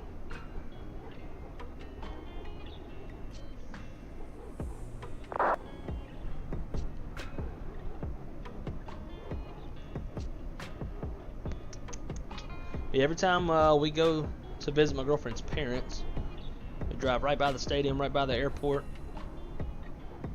It is pretty cool. Here's Daytona Beach. You know, some really old condos, not too fond of them. Daytona's kind of a shit place for vacation, in my opinion. A lot of crackheads and stuff. Alrighty, so here is the Daytona Speedway. This is all satellite imagery. I'm pretty sure that there is a custom one. This is actually old because this whole side of the stands right here no longer exists. It's just this side now. This is the Daytona Speedway.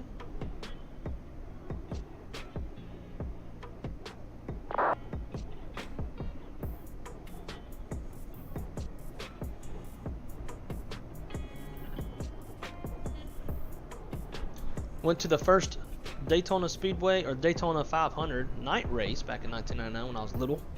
After 2 laps, I was like, "All right, I'm bored. Where's the lemonade stand?" They had really good lemonade. And then this is the airport. Like, it's right here next to the speedway. It says the Thunderbirds will take off from here and do a flyover, and it's pretty cool. So whenever when we go to visit my girlfriend's parents. So you got I-4 right here. So Orlando is straight down this road. I live in Orlando. Where's my phone at? Stand by, guys.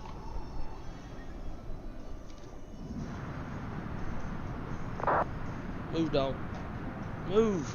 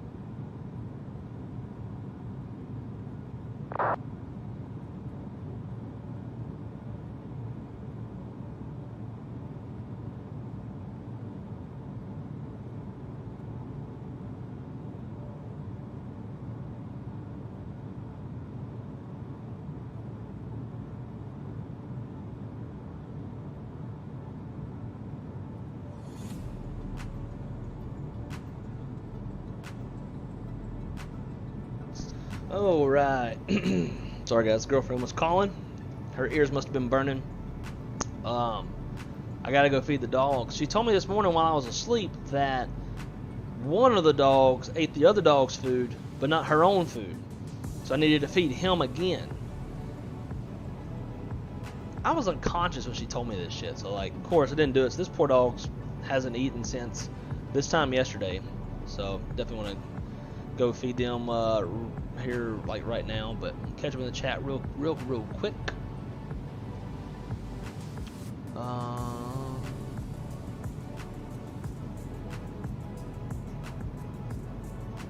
Tomorrow night we're driving home tonight. Be home tomorrow morning. Gonna stream tomorrow night. Nice. And I'll be at work, so it's perfect timing. Give me a little entertainment, make the night go by quicker. I replaced the bottle. Drew added a bottle of wine as a Vader text. Wow, we can see it from up here. Yeah, absolutely. This is probably one of the prettier flights that we've ever done on the channel. This route is it's a perfect route. Be able to see the coast of Florida, and here in a few minutes we're going to start seeing the Bahamas. It's a great route. Pilot just jumped out of the airplane, pretty much, and like shoving my dog out of the way too.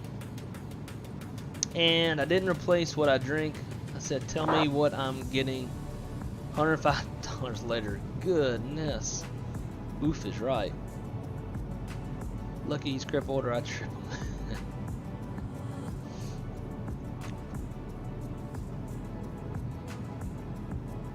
I got a house a block from the beach when I went on vacation there, and I loved it. Yeah, we last year my parents got a beach house in Alligator Point, Florida, which is like very desolate. There ain't shit out there. So it was nice, but it kind of sucked at the same time. Just depends on like what you value on a beach trip. And then the year before that, we had a beach house in Fort Morgan, Alabama, which is like just to the west of Gulf Shores and Orange Beach. It's a little more desolate out there as well. Like as my parents get older, they want to get further and further away from people, and kind of don't blame them. But when it comes to beach trips, I enjoy condos because I like to be around people. I like to make friends. I like to drink with new folks, hang out with folks, play cornhole, play can jam, play spike ball, like basically tailgate for a football game without the football game. That's what I like to do on a beach trip. But yeah, maybe that's what I do this year. Maybe I get myself and my family a condo on the beach, and because that way when I'm buying, I'm in control. You know what I'm saying? How's the 330? So it's not bad. I can't really use my whole like throttle quadrant with it just because I don't think there's a lot of, let's see, Control F, assignments, buttons and switches. Let's just say this. Select a preset. I don't think there's really any presets for the A330. There's no presets. I can't really bind my throttle to the stuff in the virtual cockpit. So these are all A310. Oh my god, there's a lot. 320neo. The higher fidelity airplanes have a lot of stuff. A320X has a lot of stuff, so that's good if I ever want to fly that. Is there any for the 330? And maybe what works with the 320X might work in this airplane. Maybe. It doesn't look like there's any A330. Let's see, let's go to the H's.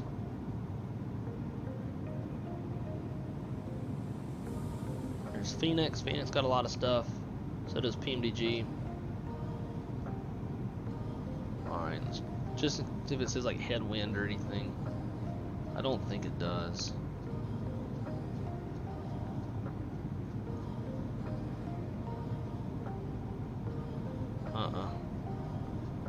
So, for shits and giggles, let's go up to the A320X and see if we can bind something in there. See if it works.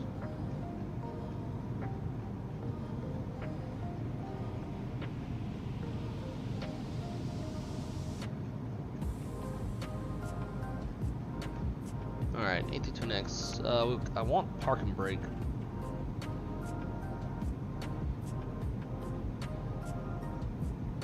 Pedestal.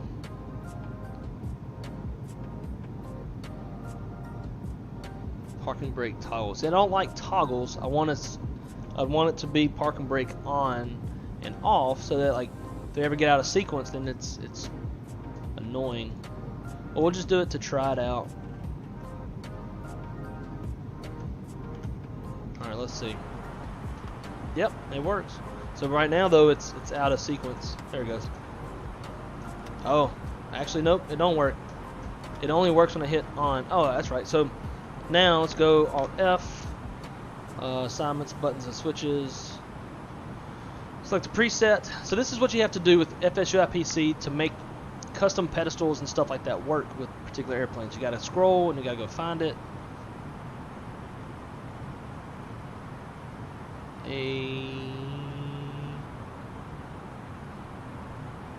A32NX, RMP, pedestal, brake toggle. Okay, so now,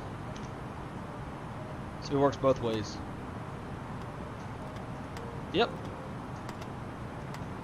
works both ways. Sweet. So I guess whatever is used in the for 32NX works in this airplane. So I could actually go now and create this if I wanted to, but then y'all have to sit here and watch me go through every single one of these. So if I want to go ignition to start, so now, in fact, we'll also make this a specific. Do you want to apply the general assignments to this aircraft? No. Make all my custom shit. A32NX 33NX. Okay. So now, because I created a profile, now I have to go do the brake again and all that shit. I'm not gonna make y'all watch this, but that's what you have to do to go. Like, I have to go manually assign every single button and switch on the center pedestal to its counterpart in the virtual cockpit from the drop down to make it work. I'm about to go feed these dogs. Fuel's getting better. 14.2. I don't remember exactly what we were supposed to land on. Hey, we flew over a TFR. But its ceiling is 18,000 feet, so that's not a big deal. We flew over it, not through it. Big difference. Alright guys, give me 1 sec. I'm gonna go go feed the dogs and let them out. I'll be right back. Zach, have you ever had liquid death? Hell yes. I like the white can. And then take a little Mio and put a little like lemonade Mio in there. Son, it's good. It's very, very refreshing. Nolan, I have to get up early tomorrow, so I need to like force myself to go to sleep. I'm sure I won't be able to. So we'll see. We'll see. I'll try to let you know by like, it'd be like 11:30 until I know. So AJJ, I've got the Flight Sim PM throttle and add-on. The link is in the description below. It's towards the very bottom. All of my Airbus add-ons are in there if you want to go take a look. I want to say it was like $1,200 or so for both of them.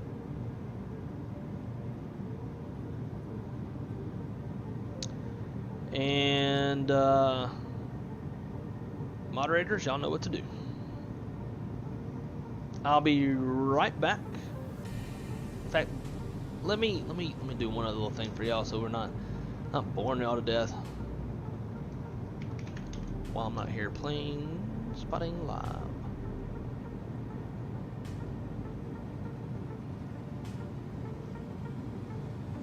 Let's get a little plane spotting video in here, shall we?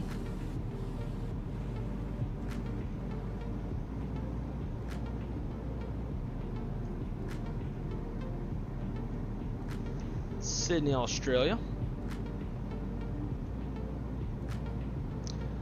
And thank you, Drew. Appreciate that. 7:16 a.m. over there. whole new day. We're looking at the future, guys. All right, be right back.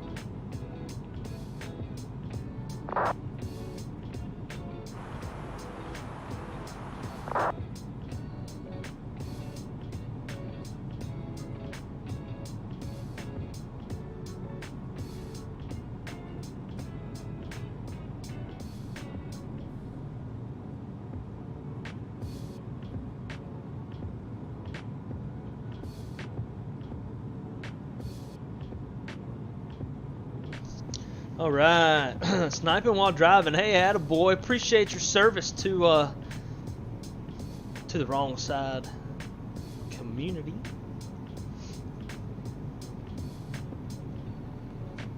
Playing like a freaking rocket, man. We was just at Daytona Beach. Oh, nice. So there's any like U.S. stuff. Oh yeah, here we go. A little Vegas instead. Shit, I think there's another one. Boston? Ooh, Boston's looking soupy. Or maybe not.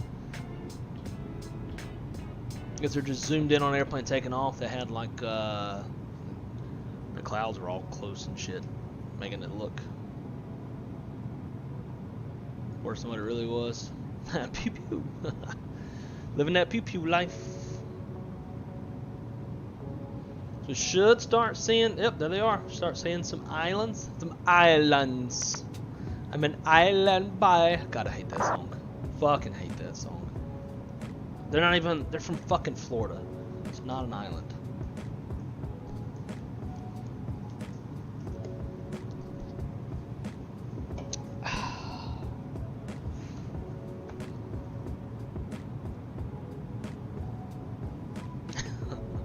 I think we should bring the dog cam back. She's sitting there staring at me. You can see her walking around. Now she's nosing me because she wants to go O-U-T-S-I-D-E. What's the matter? And let's bring the camera over.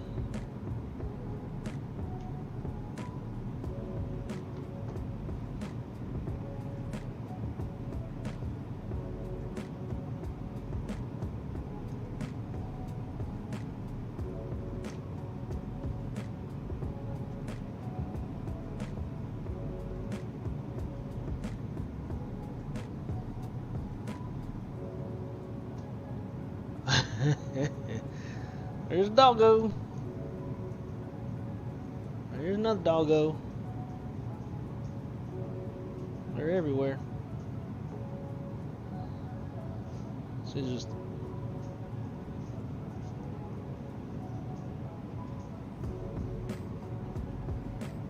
so dark.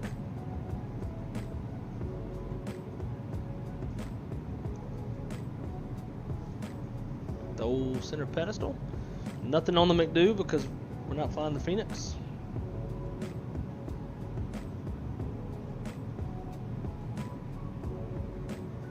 Let's see if we can make a cool kind of view over here.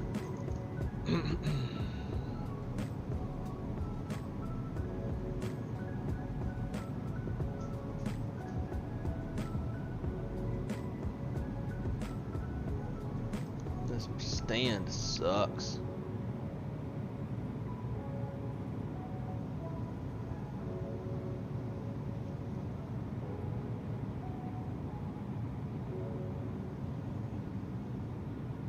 This is hard.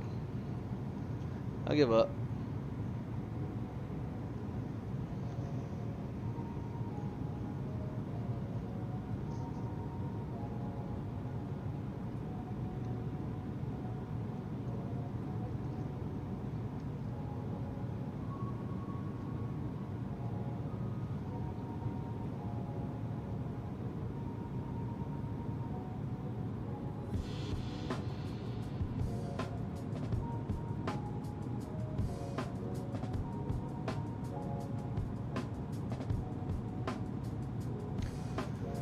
Anyways, where are we flying over now? So we are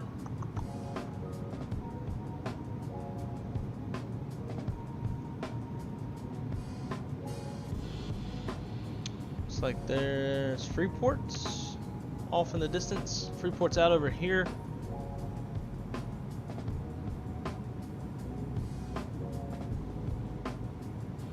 Coming up on Marsh Harbor.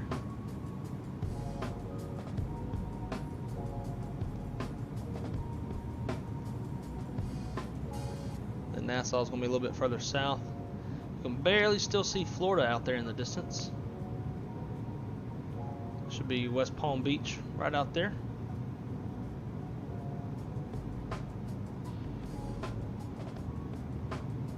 Ooh, big boy, look at that.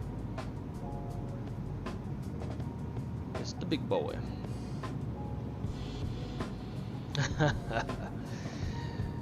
Yeah, JJ, I'm with you, dude. God, I hate that song, Island Boy. It's just, and it's like, I think most people were listening to it mainly because it was just so stupid, and like they just looked like morons to the point that it was hilarious. So people were like listening and watching them for that reason, not necessarily because people like the song.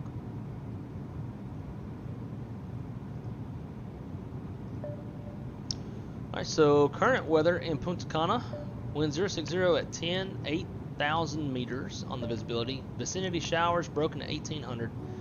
Temperature 26, dew point 21, and altimeter's 10, 14. I can't wait till the day comes we have 321s with the IEs and sharklets like that. It's gonna be nice. Can't wait until the fly-by-wire A380. I can wait, but when it comes, I'll fly it. But I think also too, I just have kind of a subconscious like thought that systems-wise, it's gonna be as good as the A32NX because it's made by the same people. So, although I'm sure there's less restrictions since they're not building off of the the 320 Neo that came with the sim. So I don't know, I just have this like subconscious thought that like the systems are going to be bland and lacking in that regard. Therefore I'm just like, man, I couldn't care. If it was going to be like super high fidelity, I'd be a lot more excited, and I don't know if it is or if it's not. And even if they say it is, like I'll believe it when I see it, just because of who the developers are. But isn't it supposed to be freeware? I'm sure I'm about to say something that's probably going to piss a lot of y'all off. But I'm kind of against the freeware thing, because I feel like that gives the developer a crutch to lean on for the systems and shit to be lacking. I would rather them charge, and then we can hold them accountable. Holy shit. Scandinavian Airlines flies a 321 Neo across the pond to Boston. Damn. It's definitely doable too, like, ooh, yeah, baby. 220? Hell yeah. Love, I don't know shit about 220. But it's a good looking airplane. But yeah, if you're flying the Gnats, then it's very much doable. For us, when we do delivery flights, I have to go either from Toulouse or from Hamburg all the way up to Keflavik, and then over on the Blue Spruce crossing Greenland, and then coming down through like Goose Bay, Gander, anywhere those areas. So because we're having to stay so far north, obviously it eats up a lot of gas.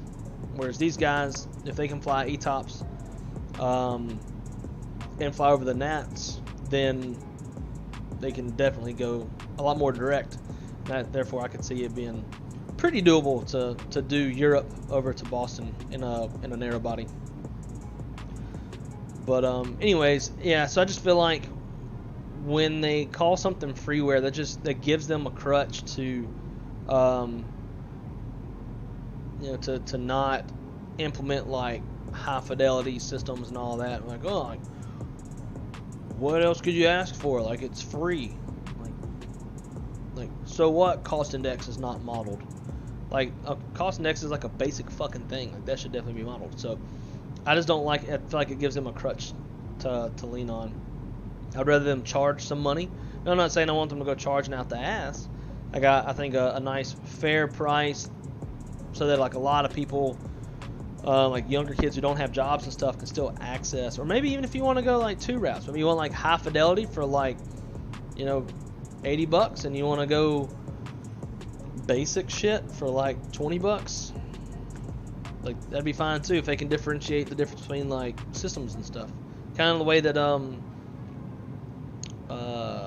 TFDI is doing their MD. Like, I'd be fine with that. I just don't want them to be able to use free as a crutch. That's my fear. So that I think is an Icelandic airline, and again a 321neo coming from Europe. It's pretty cool. Interesting livery. Play. I feel like it's almost like another Spirit. Like you have a kind of a weird airline name. Play. Or is it Plax? Could be Plax.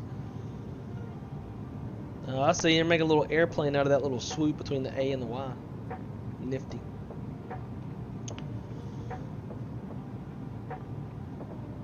Well, I'm glad y'all agree. I kind of figured I was going to catch some flack for that.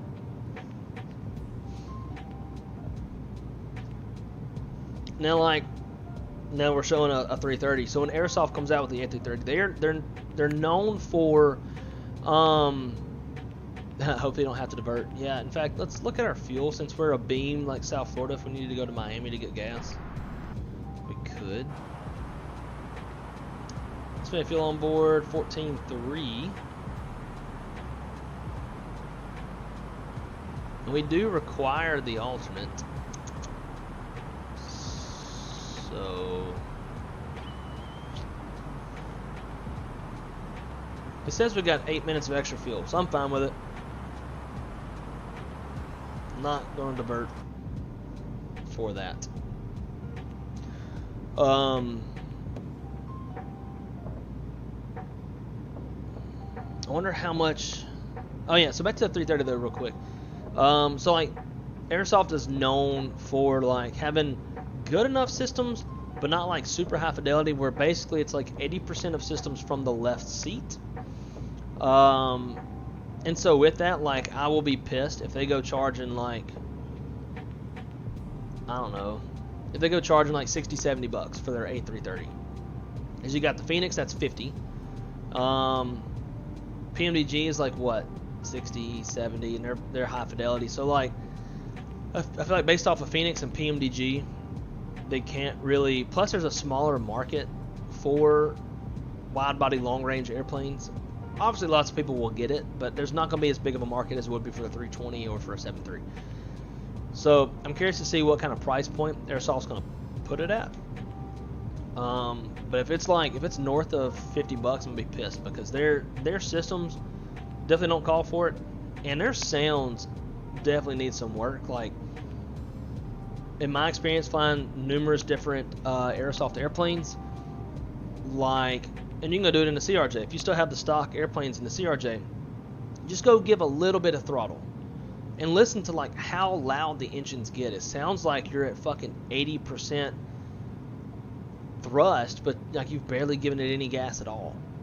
So that's always been one thing that annoys me. Is like, just if I'm not aware of like how much thrust input I've given, if I'm just purely going off of sounds, like I would think I'm taking off.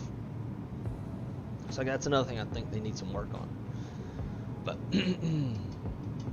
I wonder how much they get in monthly donations and how that would compare to single-time payments. That's a good point. That's definitely a good point.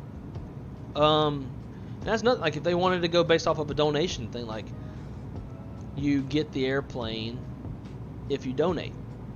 Like necessarily, you don't have to pay a specific amount, but if you donate $10 or more, you get the airplane. Because I feel like you're going to have a lot of people out there donating some bullshit like 99-cent amount or something like that.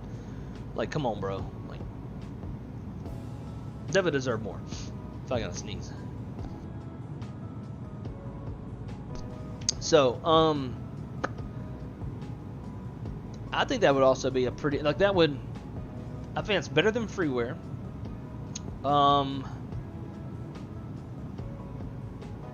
They could still probably use it, maybe something like, I don't know. But yeah, I think that's probably a pretty good point, pretty good idea that maybe if you donate $10 or more, then the airplane is yours.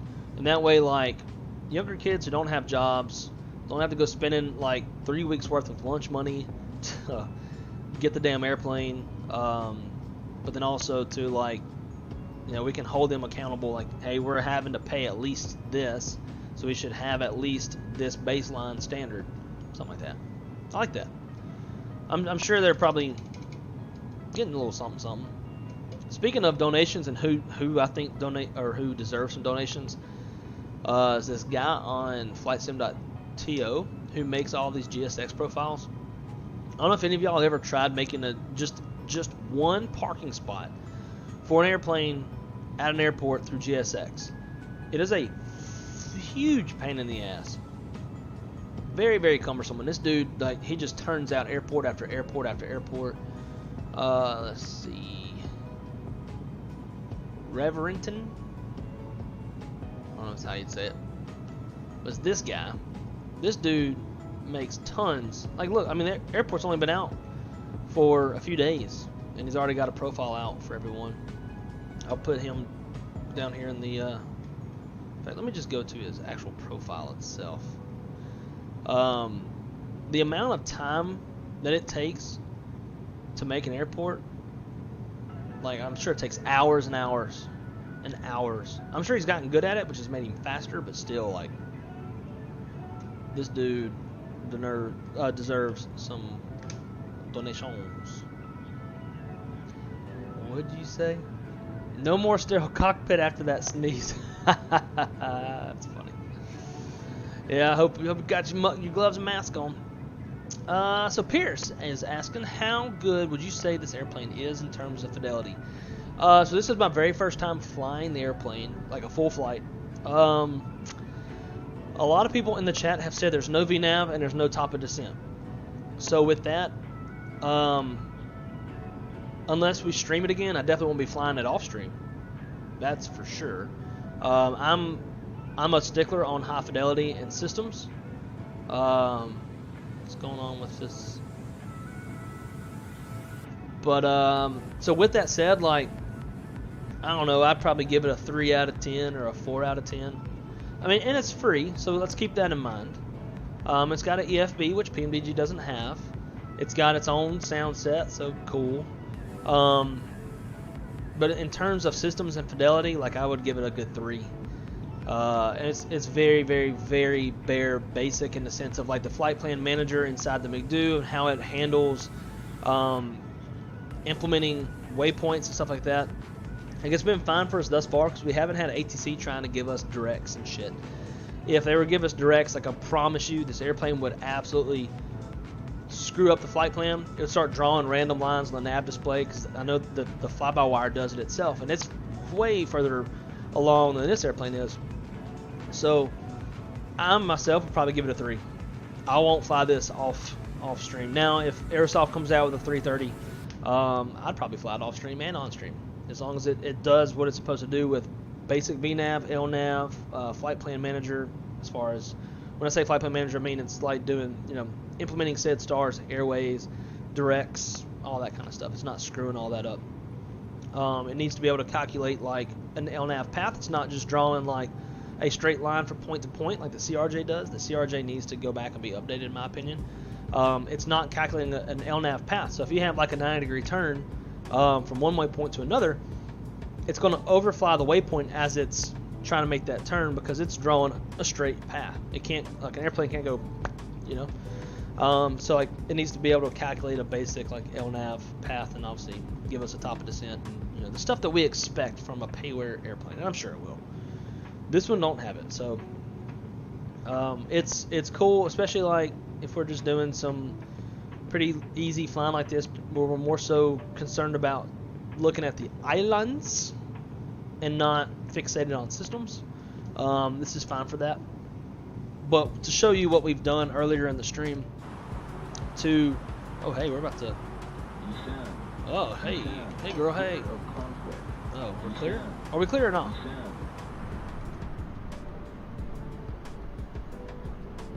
Where'd they be? I don't see no one. Oh, it's that guy right there.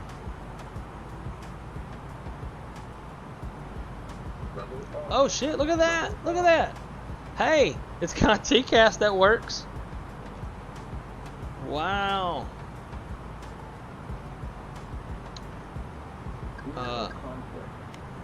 Whoops.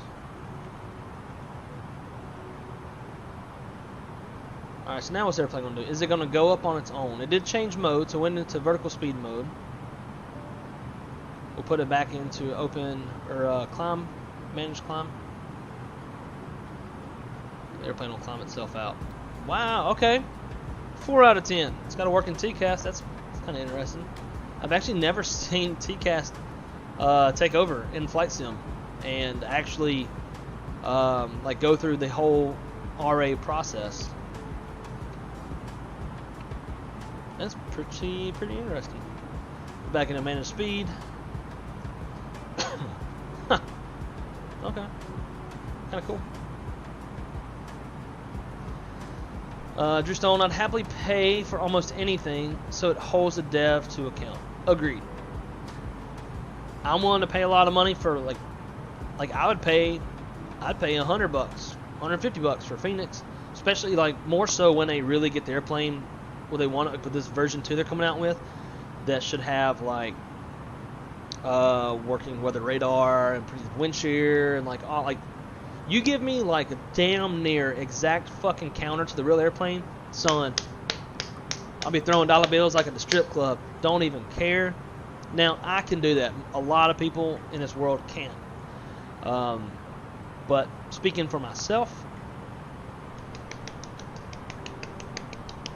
Machine Gun Kelly, that them dollar bills.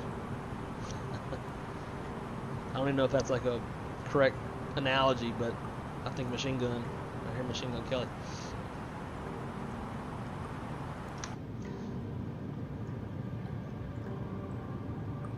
The hardest part of what he does is finding correct update info on gates and services.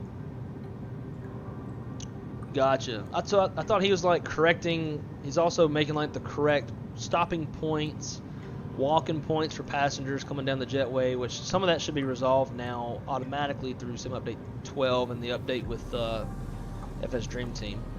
And also like kind of putting the ground equipment in better spots, I thought, but I could be wrong. Where do I put my link on Discord? I was driving from last time I wrote on here, so just had you in the background. Let me know if you have Instagram, and I can throw you stuff on my story. So my Discord link should be in the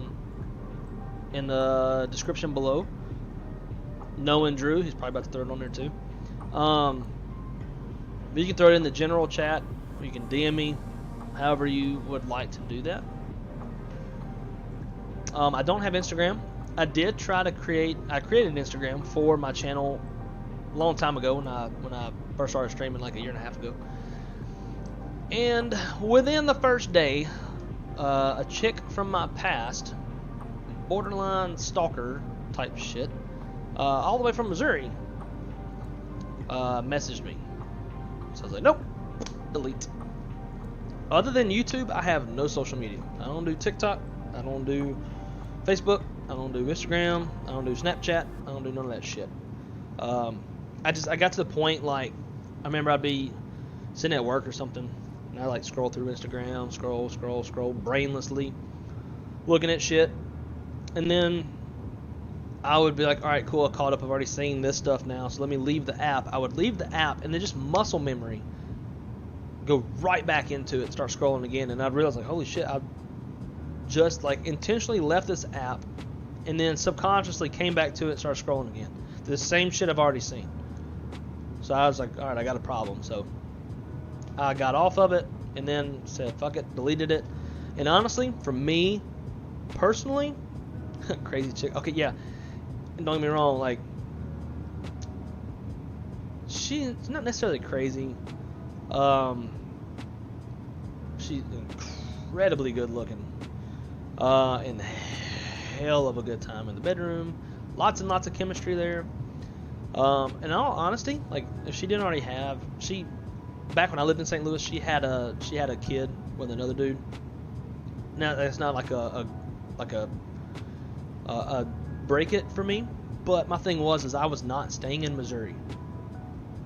I knew I was going to go somewhere else, go work for another airline at some point. She can't leave the state because of custody shit. So, like, I never would commit. Had that not been the case, if she didn't have a kid or she could move or something like that, honestly, I'd probably be married to her. Like, she's not like a psycho bitch or anything. She is hella fucking fine. Really smart. Good job. Like, she was a hell of a catch. Just, I for sure as fuck not about to commute from St. Louis to Florida. Hell no. So, I did the smart thing. I never committed to her.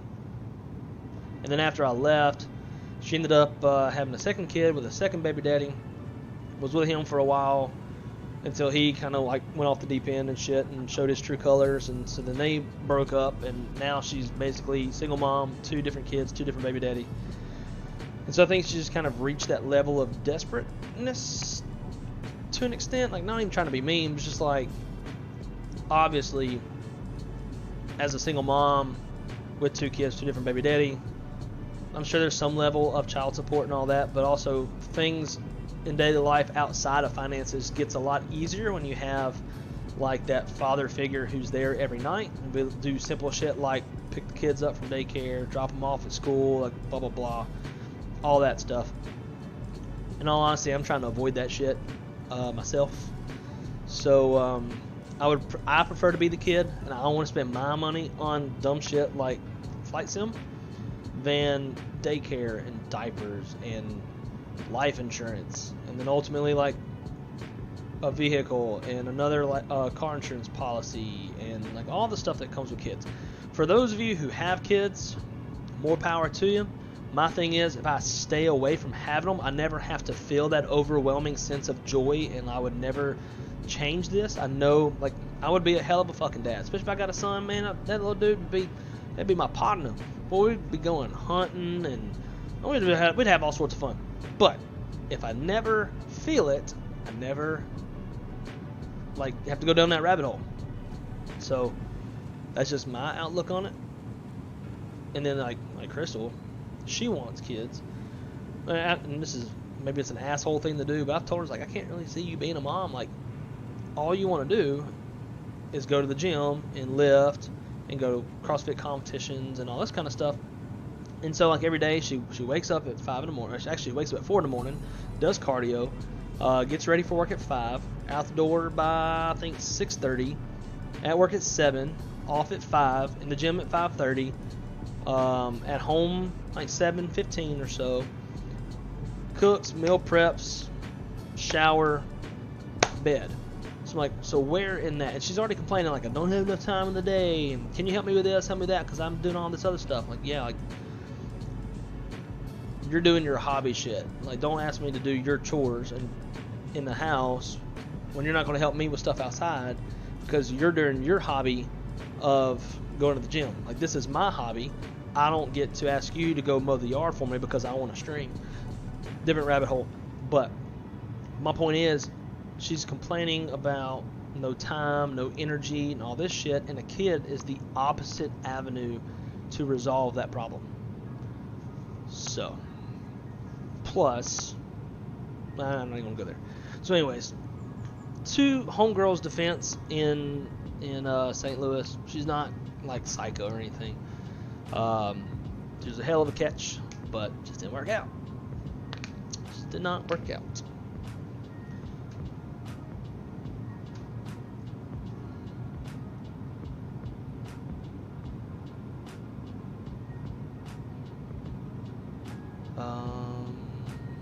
Make it rain. I brought 400 people from Instagram, 33,000 on Instagram, and 10,000 on Facebook. I only used them to create reels. Right, and so that was my intention too with Instagram, because like I created the Instagram for this well after I'd like deleted my personal Instagram. So like my Instagram for Wrong Side Simulations was purely flight sim, right? Like I didn't even make a post yet. I just had like the Wrong Side Simulations logo as the picture, and then like my little description that said, like, hey guys, my name is Blake, and I'm a real life flight dispatcher, or some shit like that, right?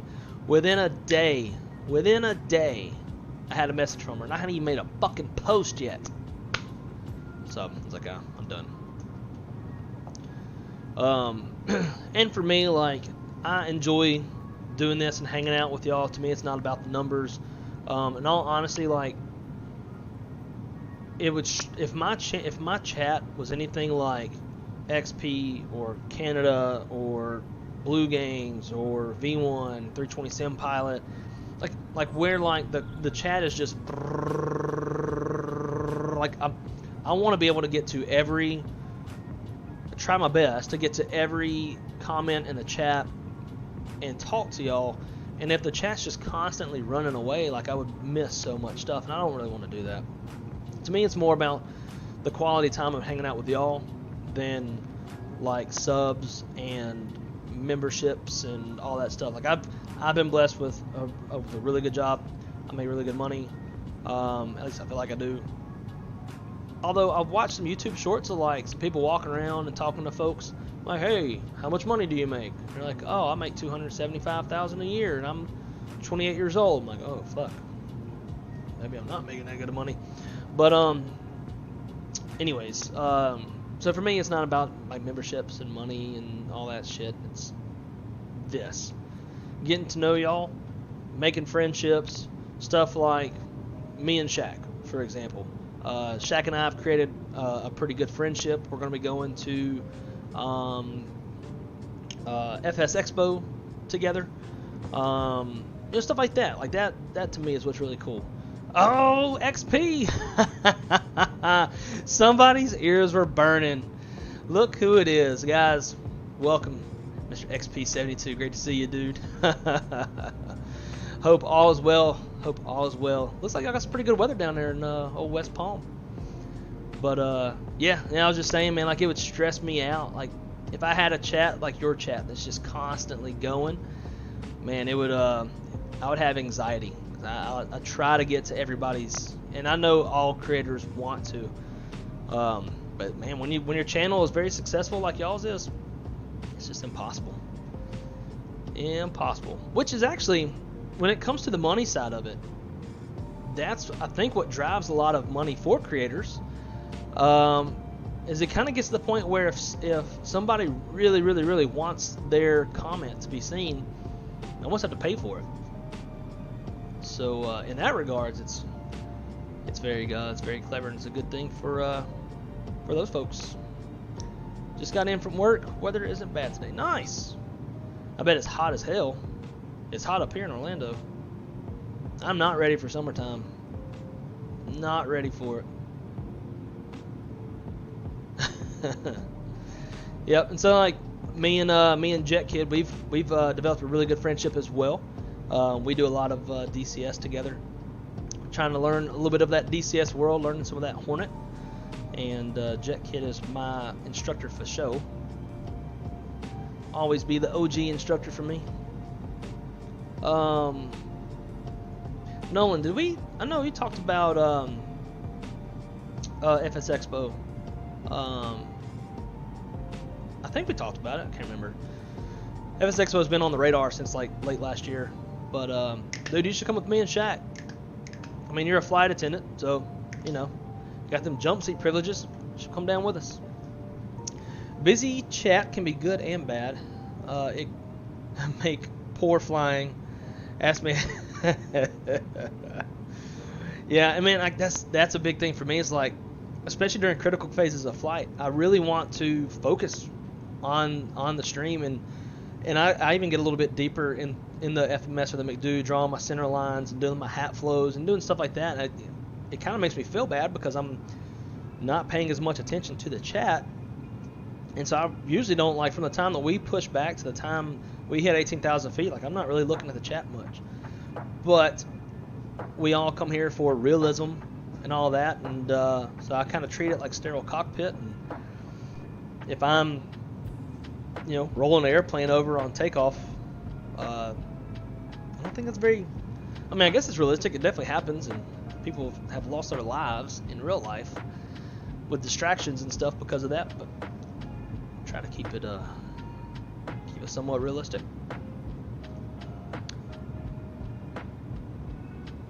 Is y'all summer humid? Oh no, dude, it's humid as hell. Now I will say this, like Florida is known for the humidity, but I can absolutely attest that typically Louisiana is more humid than Florida is. And let's just, out of curiosity, granted today may not be fair to do the comparison because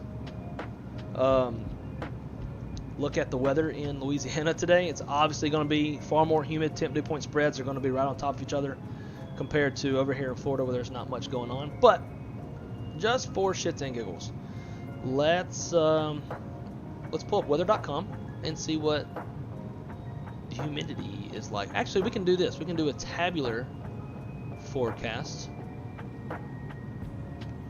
and go about it that way. So let's go. We're going to do my hometown of Monroe, Louisiana, because that's just what I'm familiar with. Hourly weather forecast. Alright, let's go tabular.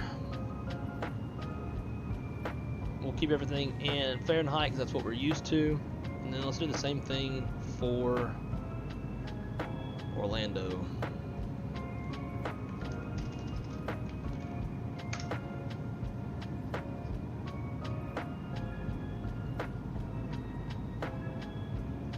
Tabular forecast.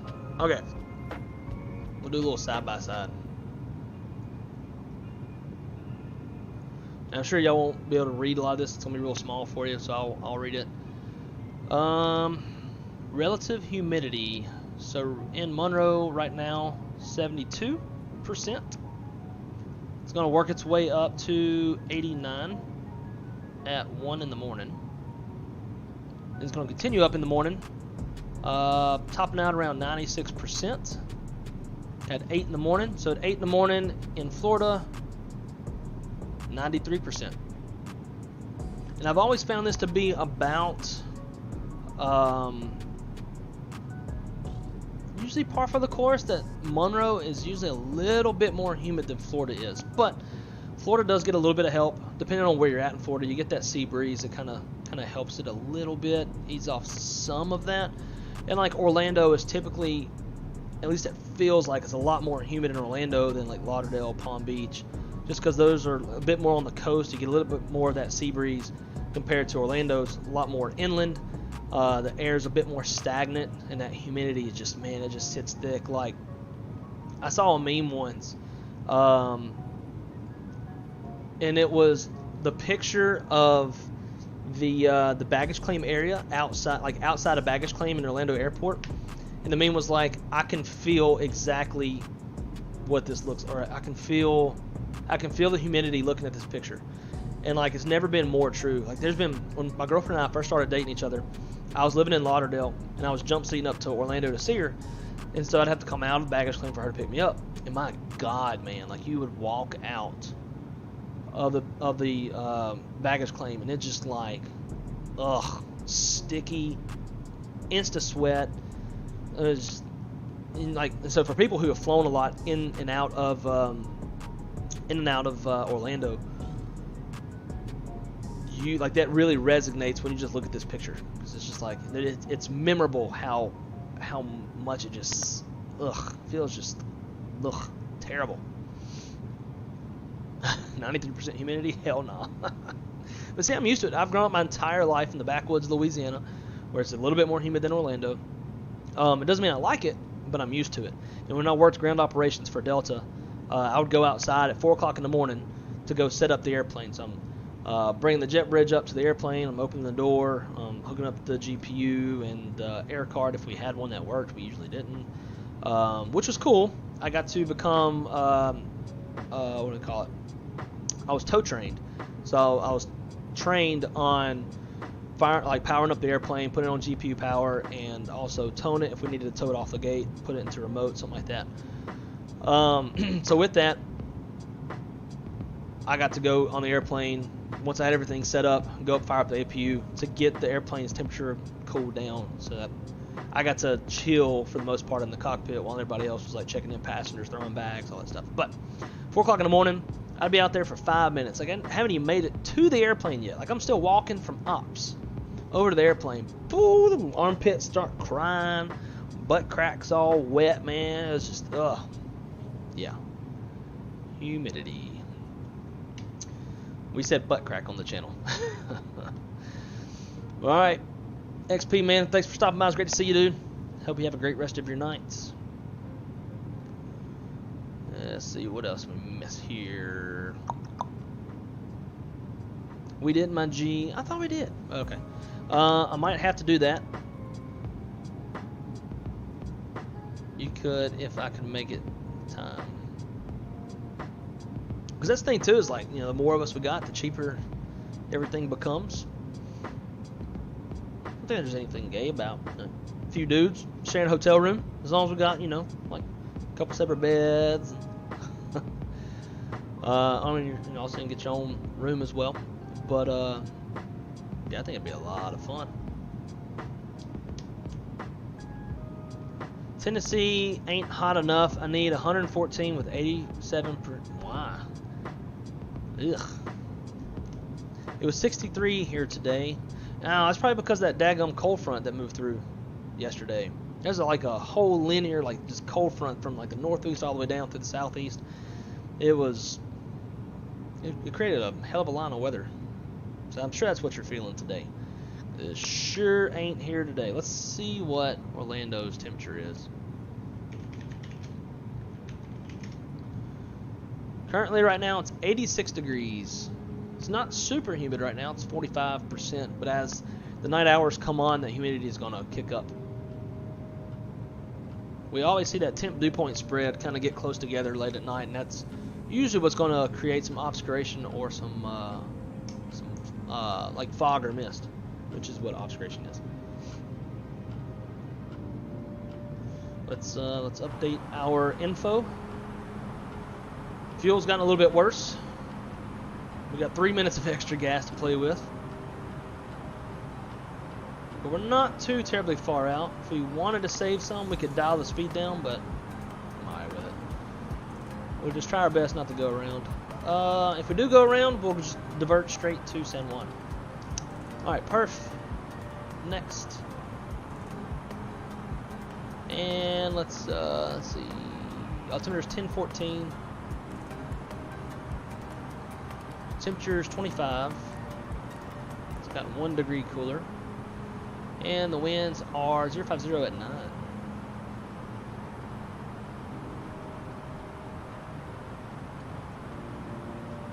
While we're at it, we'll switch it up, switch the altimeter over to whatever that is called. I can't remember.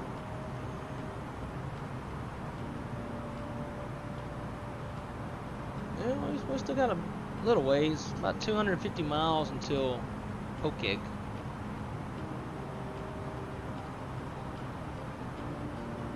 That don't even hardly look like a speaker. It's supposed to be a speaker, I think. That's definitely a speaker.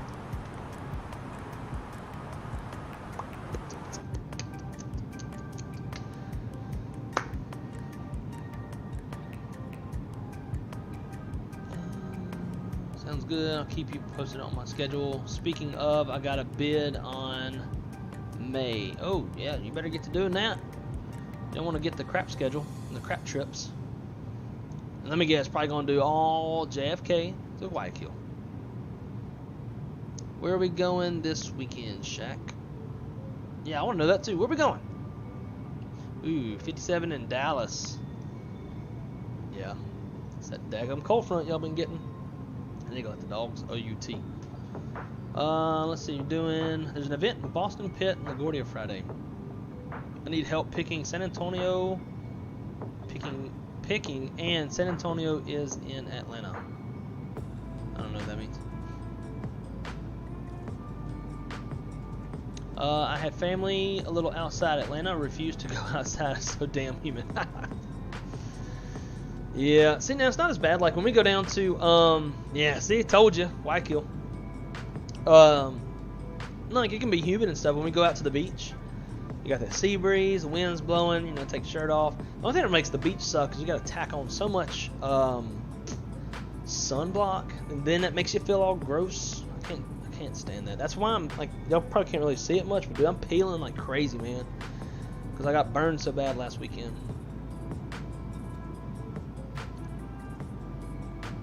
I'm finer than frog hair. I'm finer than frog hair. I swear, dude, the analogies you come up with are something different. Sounds like a plan. Unique, nice.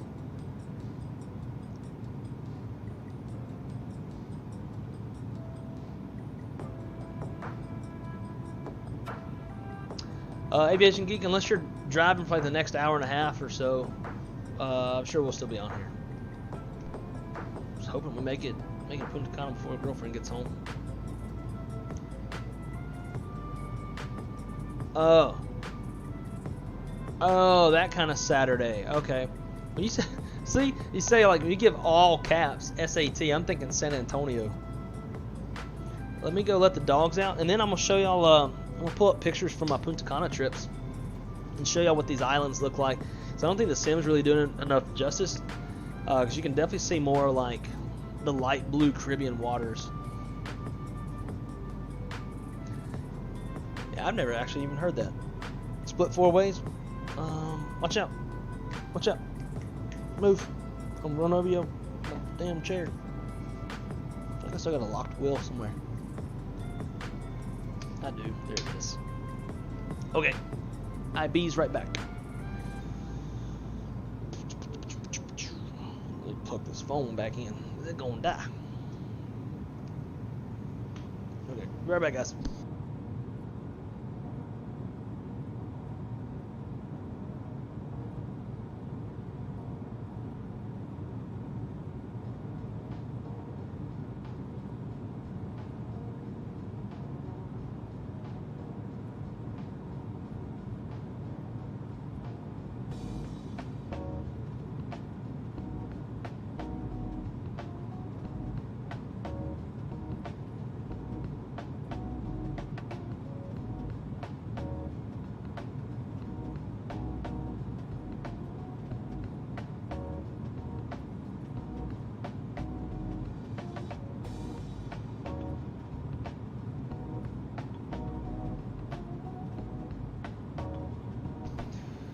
Oh, of course.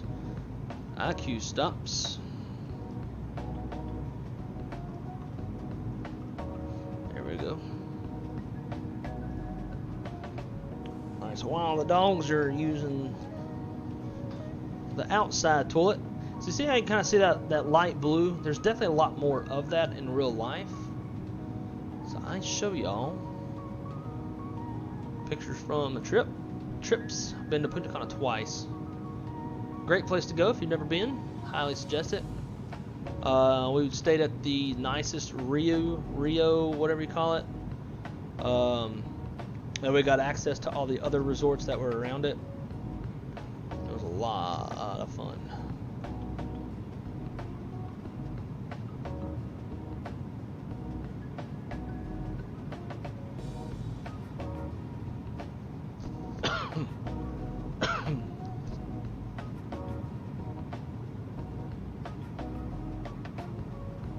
Oh yeah, Easter last year I was in Louisiana.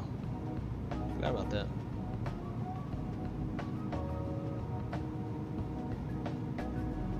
Fuck, do we go? Ah, there we go. Alright, so this was my first trip down there.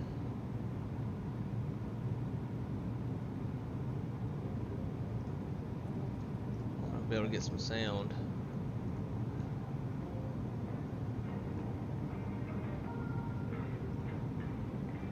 Properties. I think this is it. Let's see. Bitch.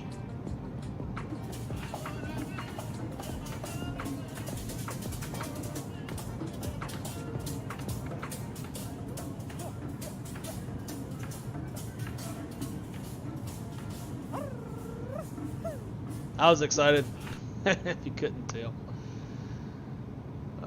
Let's see. This is our resort. Real pretty. Say this place both times.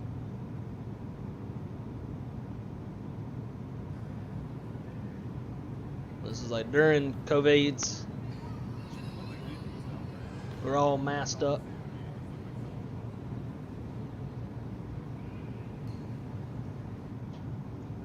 It's nice. Little espresso. Oh, look at that though.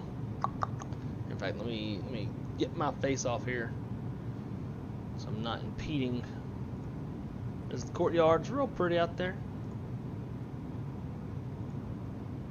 Make you like some coconut drink with that. Look at that though. Oh, how pretty that water is.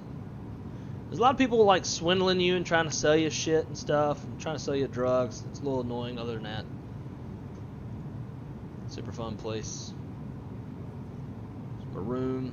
This is the entertainment area. The entertainment's kind of meh.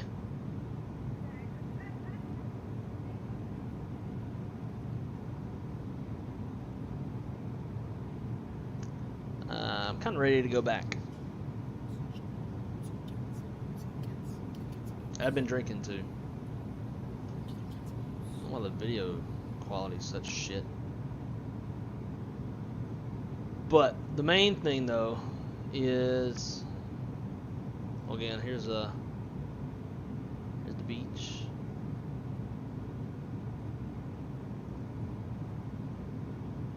Double fisting, you know, it's always a good time.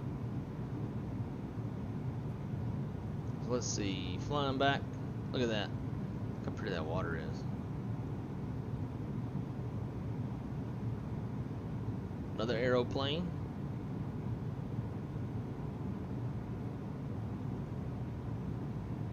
From Spirit down there. It's the quickest and easiest way to get down there. Looks like a Neo too. Yeah, it was a Neo. Look how pretty that water is. Like that. Like imagine like swimming down there and just like seeing that fucking drop off. Shit, no. Much. There'd be floaties in the water.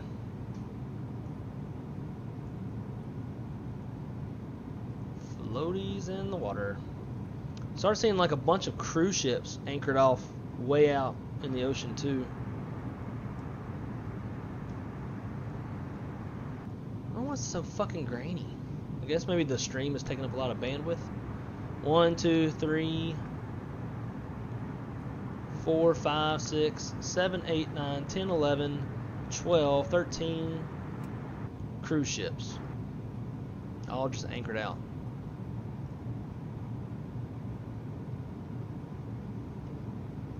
So pretty. It's the Hollywood, the Hard Rock, Hollywood, Florida. So clear.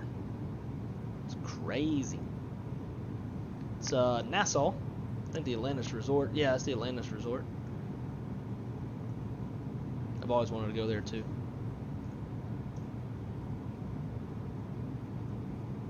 Yep. And then let's see. Let's find.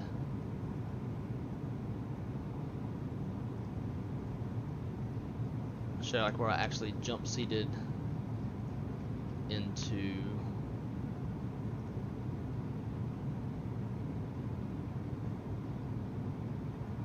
Punta Cana.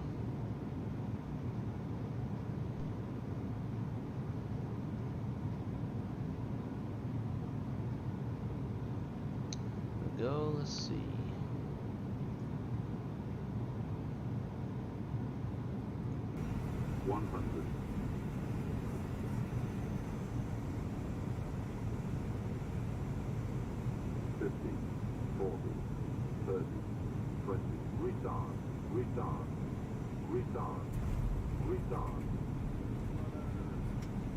Oh, why is it froze?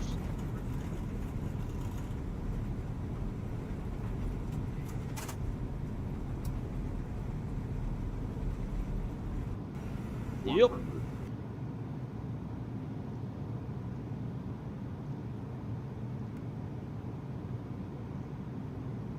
There's one like we were coming through some clouds and a little freaky looking.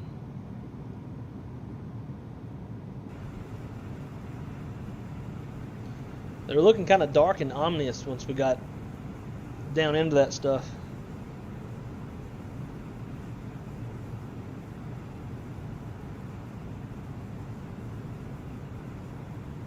It's a whole different sensation when you're actually in the cockpit. And you can like it. You feel like you're about to slam into something. Like when you're seeing the clouds out in front of you, it feels like you're going to like slap into it. Especially like when they're dark. Like, ooh, there's definitely some whatever you call it, energy in there. So I think we're just using heading mode and kind of picking through this stuff.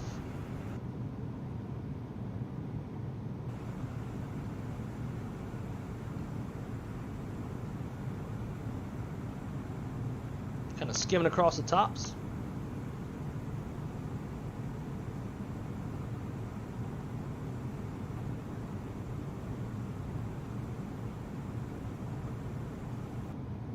You piece of shit. I don't understand.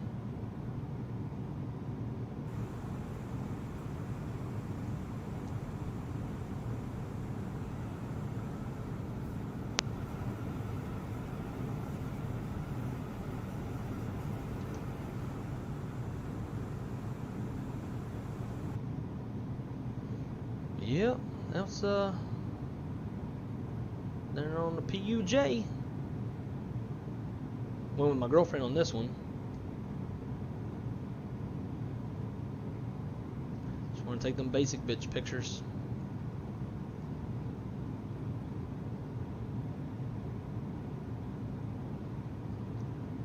Oh, I guess I didn't get any pictures coming back, like out the airplane at the islands, because she wanted the window seat. I already made that trip before, so let her sit there. This is the Dominican Thunderbirds. Bell 206 and a couple. There's RV-44s.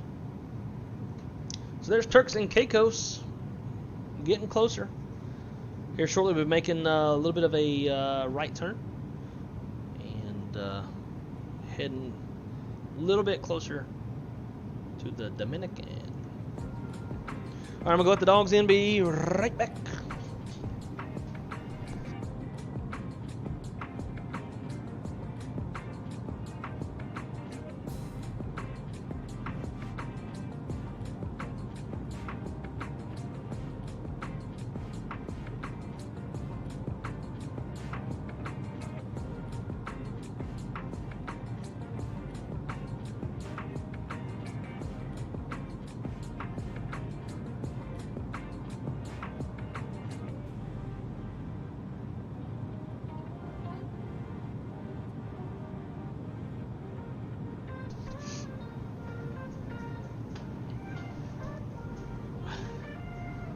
I think the little mutt dog's pissed because he didn't get a treat.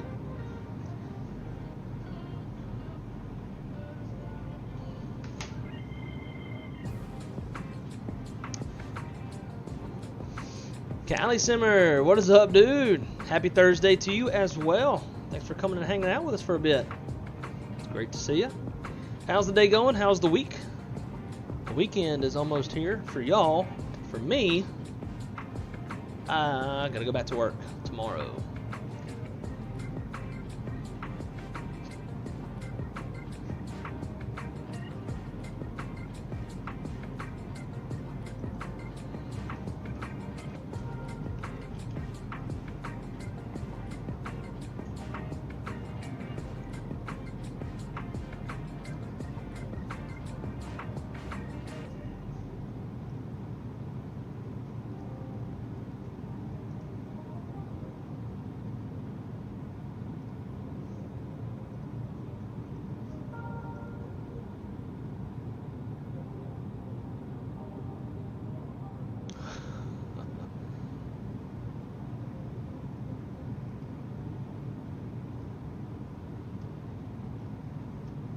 Yeah, I definitely want to go back to Punta Cana.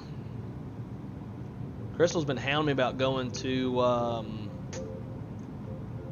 73 degrees in LA. Nice. That is amazing temperatures. That's windows down, music up.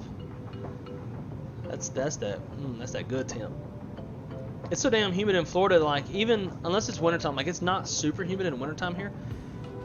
So even I don't know why I'm opening that 'cause I'm not gonna drink it. Oh, never mind. Shit, that's San Juan. I thought we had a tower on, but it's in San Juan. Anyways, it's so humid here that even like when the temperature is nice, it's still humid. So you roll down the windows and your hands start sticking to the steering wheel and all that. Just can't. Check top of descent. All right. We still got. I know. So our top of descent's at Pokeg. And I'm watching. We still got a little ways to go. We're just about to hit Haggett, and then Pokeg. So, just to show you what I'm looking at, and this is how I'm kind of keeping track without being in the cockpit.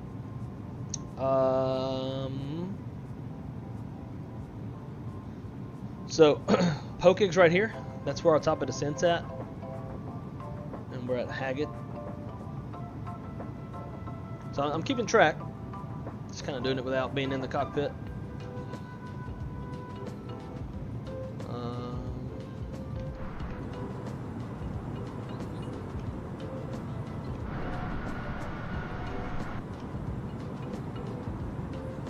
Get a little wing view action.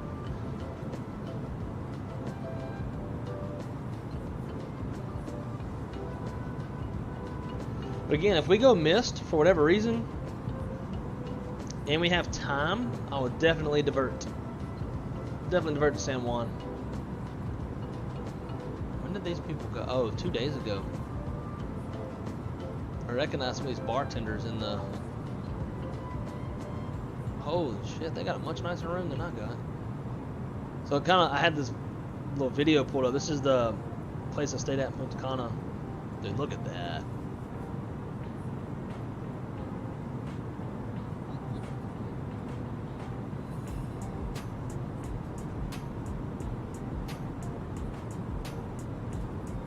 Wow. My room didn't have that. I also used my travel, like airline employee stuff. Shack. I think me, Crystal, you, and the warden, I think we should all go to Cancun. I think we talked about that before, but I think we should all go to Cancun. So when me and my buddies went, we did the same thing. We had a celebratory, we made it tequila shot. It was the first of many that weekend. Dude, look how pretty this place is.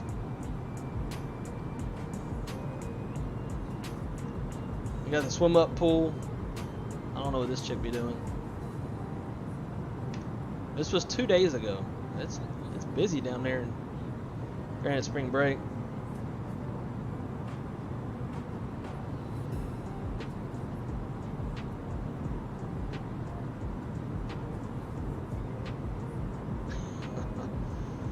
It's like a old dude drinking contest.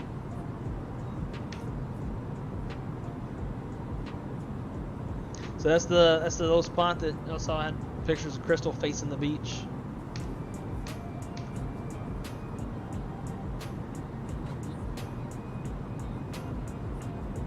But it's just so much more fun when it's a bros trip. Like, I mean, I enjoyed my time with Crystal whenever her and I went, but like when I went with one of my buddies, the dispatch with, there's Alaska Airlines dispatcher that flew down, came with us, and then another one of their friends from Denver. When it was a bros trip, dude, there's just nothing like a bros trip, man. It's just, you gotta worry about no nagging, you ain't gotta consider nobody else and shit. Just like, man, you just have a good time with your bros.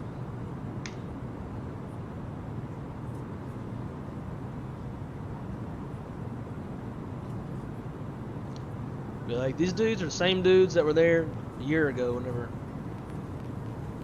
I went there. They're super nice, but man, you kind of feel bad for them. Like, this is like, I think they even live like on the resort.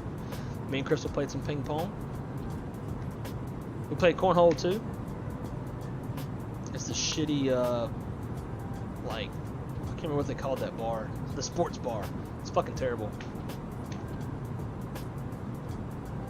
Definitely don't go out on the beach after sunset, because that's when it gets a bit sketchy.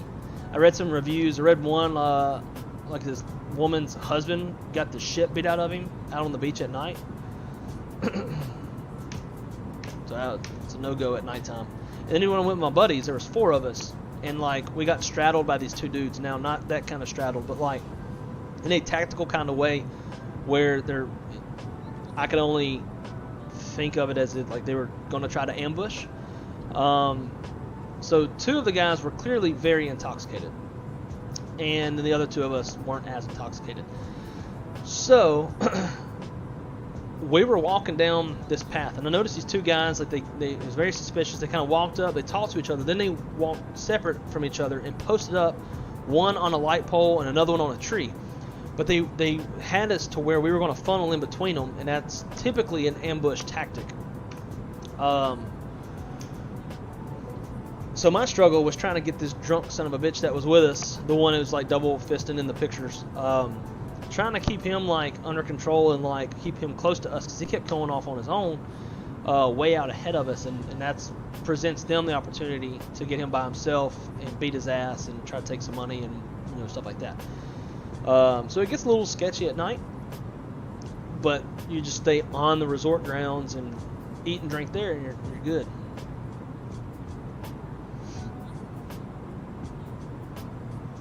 I worked 4 on, 3 off, 2 more days until my weekend. Nice. I used to do that too. I worked 4 on, 3 off at my last airline. And my current airline, our default schedule is 4 on, 4 off. And you typically have an opposite counterpart. So like as a dispatcher, if you want to make it like 7-7, 14-14, 28-28, as long as you remain within the regulations that we have as dispatchers for rest time, you can do whatever you want, which is great. When I used to be a dispatcher, I worked 7 on, 7 off, so I literally had a vacation every other week, and I hardly ever had to take any PTO.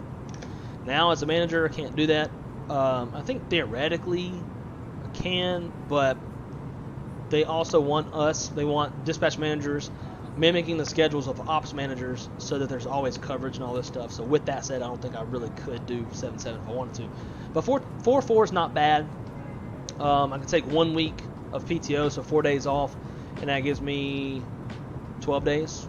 So it's not the worst. It's definitely better than 4-3 that we had at Trans-States. But look who it is, the one and the only, the J Queen. What is up, dude? How you is? Are you back at work today? Are you dying at work again? Is anybody option 1 fueling? Tell them to stop.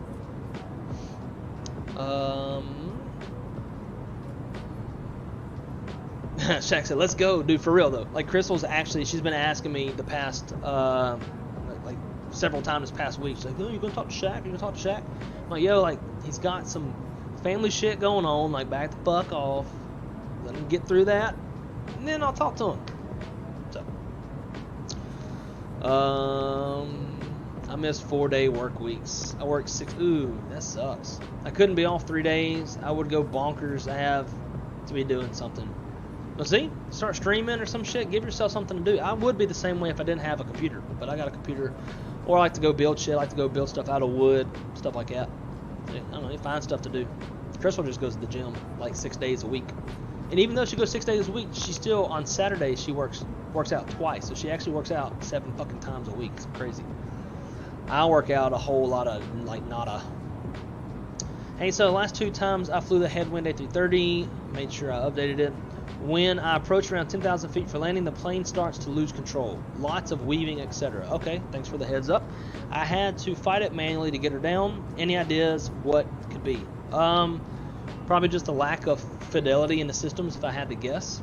Other than that, this is my very first time doing a full flight in this airplane, so I can't really speak to it. But you're about to find out with me because we're not too far from our top of descent.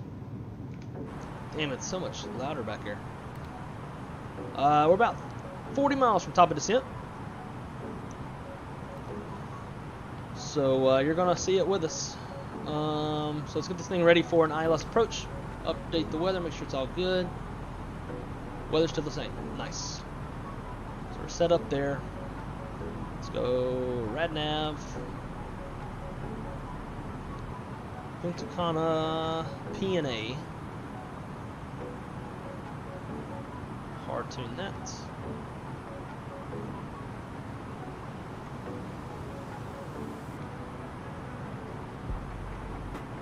Alright, so real quick before we start our way down, we'll talk about the approach. You won't be able to see it because I got it on my iPad. You can see like me doing a little bit of this. That's gonna be about it. So we are planning on the RNAV GNSS runway 8. Final approach course is 86 degrees. Final approach fix is Rickett at 1,700 feet. Minimum descent altitude is 730 MSL. Add 50 feet to that gives us 780. That is going to be our minimum, 780. 30, 40, 50, 60, 70, 80. Yeah. Anyways, runway elevation is 43 feet. We have a standard 3-degree glide slope. Approach lights, Pappy on the left. We go mist. We'll fly runway heading on 086 degrees. And we'll probably just go straight to San Juan. We don't have a whole lot of gas to play with. At least based off of this, we don't. And it keeps getting worse. We are now negative on the extra fuel. So that's less than great.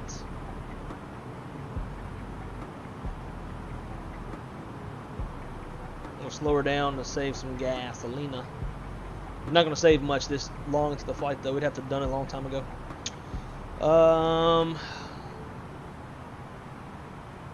Let's go to taxi.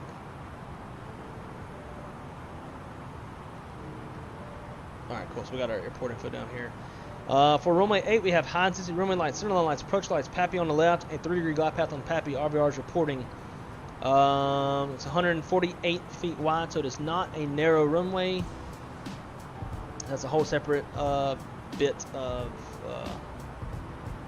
criteria there. We have 10,171 feet of total runway. So if we subtract about 1,000 feet for our touchdown zone, it's going to be about 9,100 feet. So plenty of runway. We'll plan to turn off at Alpha. We'll taxi in. We'll taxi in. We'll cross runway 927 on Alpha. Taxi into the gate. We'll park on a remote ramp, or like an outside ramp. So hopefully, I don't think I have a GSX profile. Hopefully GSX handles it somewhat decent, but we'll see.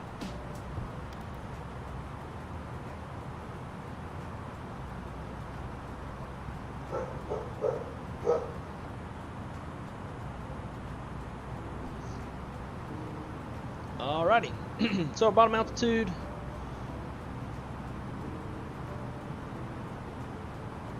It's like 3,000 feet. Down 3,000.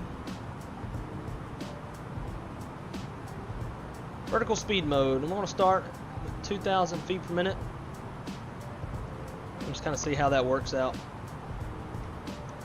So again, we're starting out just a tad bit early. So this was a 7-mile range ring around Pokeg. We got our actual top of descent, 135 miles is what I set it for from Punta Cana.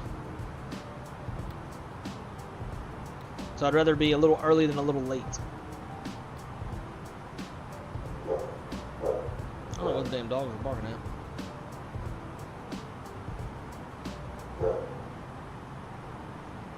Dial that speed back up. I'm going to steepen the descent rate to help it so we're not burning gas and use gravity.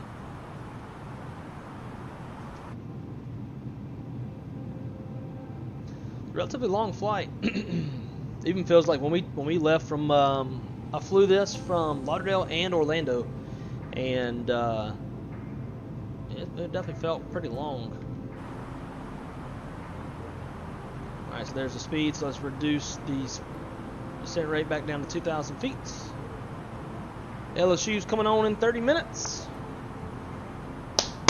Go Tigers. Uh-oh. Is that the,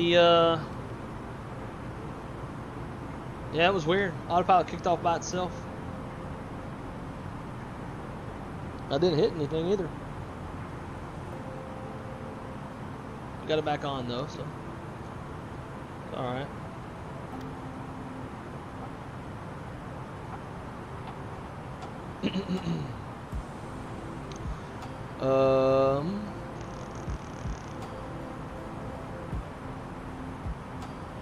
Every time someone goes to Mexico, they come back. Oh yeah, that's right. And also too, Crystal was telling her mom she wants to go to Cancun last night, and her mom sent her a snippet of an article about like a couple found dead on a Cancun beach, like they were murdered. maybe we go to Punta Cana instead,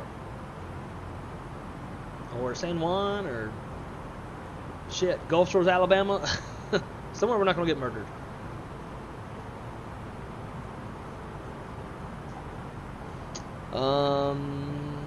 They know not to drink the water, but then they get their drinks with ice. Yep, that'll do it. Like ice isn't frozen water. Telling you, stick to bottled water and no ice in your drink and you're set. But rarely does anyone succeed. Very true. My 3 days off are nothing but the gym, side work, and simming. Ain't nothing wrong with that. Especially the gym, man. I need to get my ass in the gym. But my equilibrium's fucked up because of I had a ruptured one eardrum. It led to fucking up shit in both of my eardrums some years ago, and ever since, like, if I do lunges or anything with up and down movement, like I get fuzzy vision and almost faint. I have to stop, and it takes very little to activate it. In fact, I got one of the chief pilots in my airline invited me to go to Sun and Fun with him this week. He has a friend who owns a dual cockpit P40.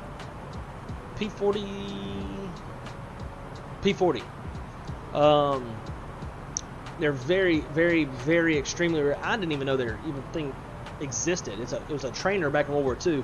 This guy's got that. He's got a few airplanes, and he's taking them out to Sun and Fun. So he told me, he's like, if you come out there, we'll get your butt in an airplane, and we'll take you flying. And I'm like, honestly, like, it sounds like to fly around in a World War II fighter would be unfucking believable, but like I would struggle with because I know they're gonna start, like, they're gonna go find a remote spot of airspace and go do some aerobatics, and like I don't think my cerebellum and like whatever's going on in my head, like I would puke all over that airplane, and I don't want to do that and be very embarrassing and just look like a fucking chicken shit. So you know what? I'm gonna stay away from it.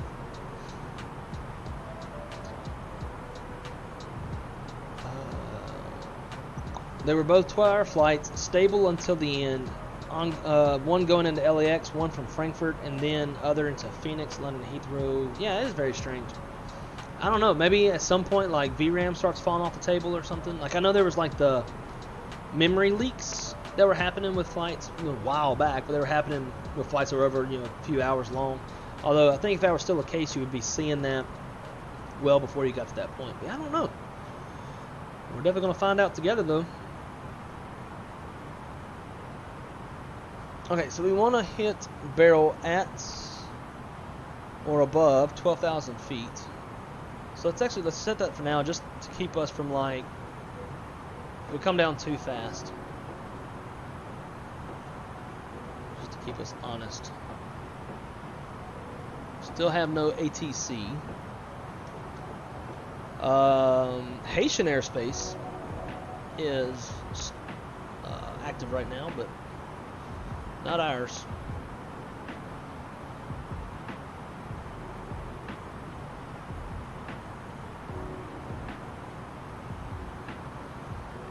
Let's see, what else we got? And sometimes beach. Yeah, dude, we went to the beach last weekend. I love the beach. I hate having to, like, wash everything off. It's like we do like a full setup. Like, we got like a tent, take a little table, take the grill, cornhole boards, chairs, ice chest, all that stuff, and with salted air being so corrosive, I gotta make sure and wash everything off fresh water. I just get tired. I hate the cleanup, but other than that, I love going to the beach. Maybe we'll have 5 minutes worth of gas for now. I bet we don't. Hey, look at that. It's I think it's recalculating based off of what the airplane is currently doing, like the current power settings and shit. So I think that's why now we got so much extra gas. Again, so we're supposed to land with like 20,000 pounds of fuel, something like that. We're at 22 right now. Yeah, there's no way in hell we're going to be landing with even 15. Like, that number should keep skyrocketed. Cool, so we're gonna have plenty of gas.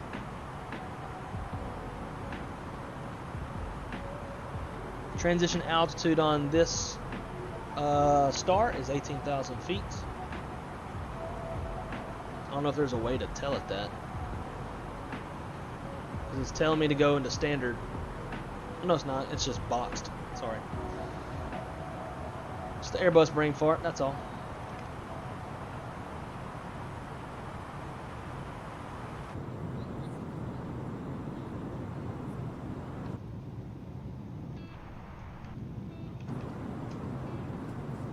Boom, boom, boom, boom, boom, boom.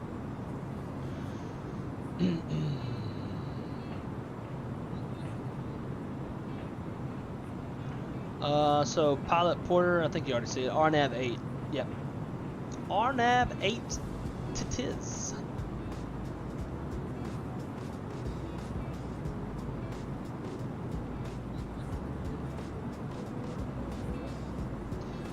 Alright, so I'm reading your question, and let's pull up RNAV 9. Let's just look at it and see what the differences are. And I'll show you, or tell you at least what we do at my company when it comes to MDAs.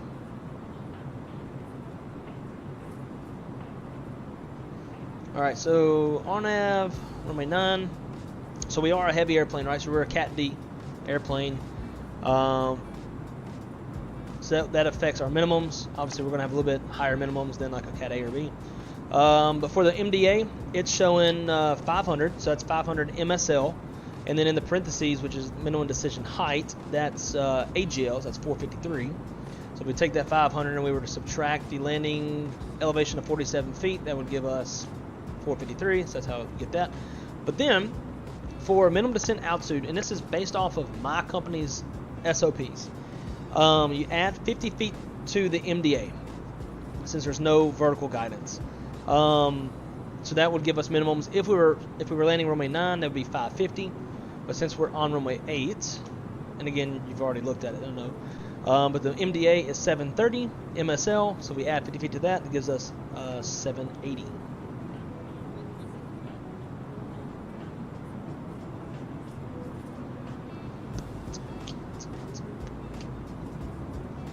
We're finally over land again.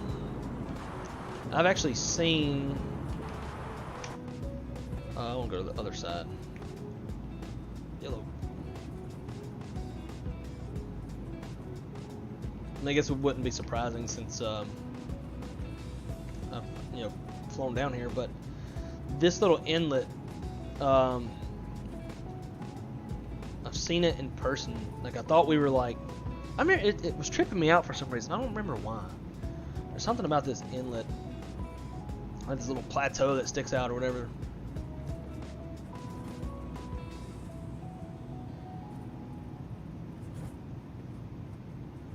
Getting some bumps.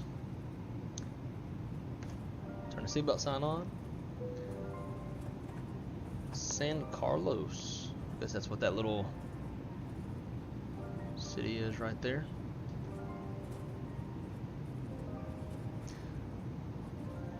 There's another little plateau up ahead. It's like got a little fish hook to it. Looks kind of interesting. Right there, look at that. I remember seeing that too, and I was like, wow, that's kind of a odd-shaped little inlet. Alrighty.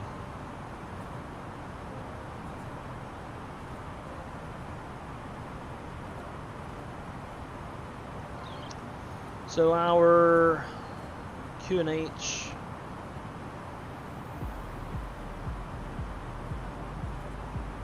is 1040. Damn it, I keep hitting the freaking button.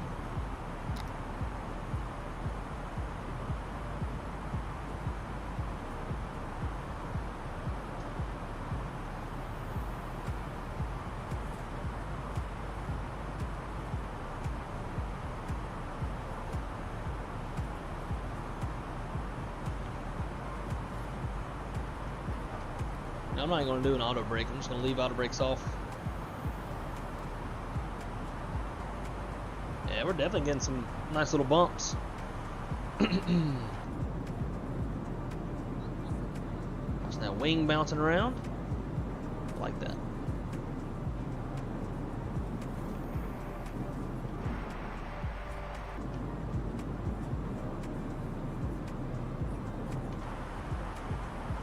All right, let's see how we're looking. 20 miles until Barrel. We need to be at or below 12,000. We got 12,000 in our set. Yes, this 2,000 feet per minute's working pretty good.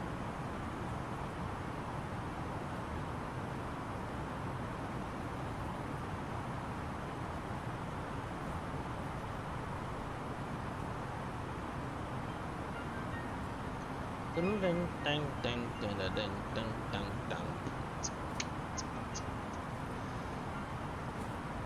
Cancun is no place to be right now. So Brandon, what do you know? Like, why do you say that? I'm just curious. That way I can tell my girlfriend.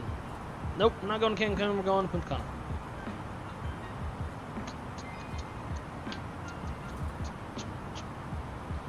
Bum bum bum. Dun, dun, dun, dun, dun, dun. All right, so now I'm going to decrease just about 1,200 feet per minute. Kind of helps slow down, but also we'll end up flying shallow for quite a while.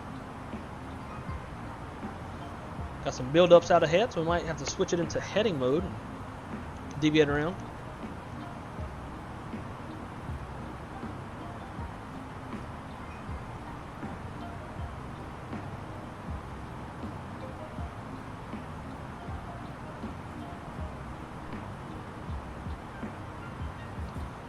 Go Prague, 44 miles.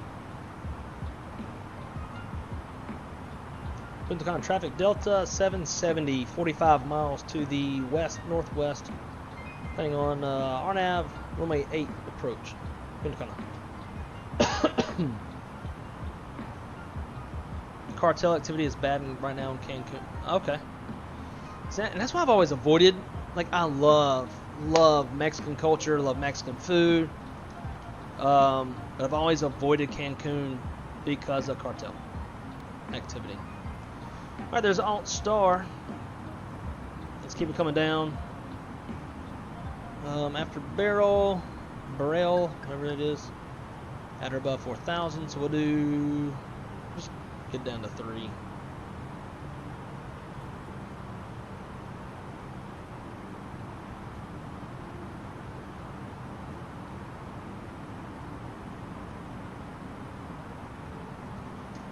Throw a little bit of spoiler.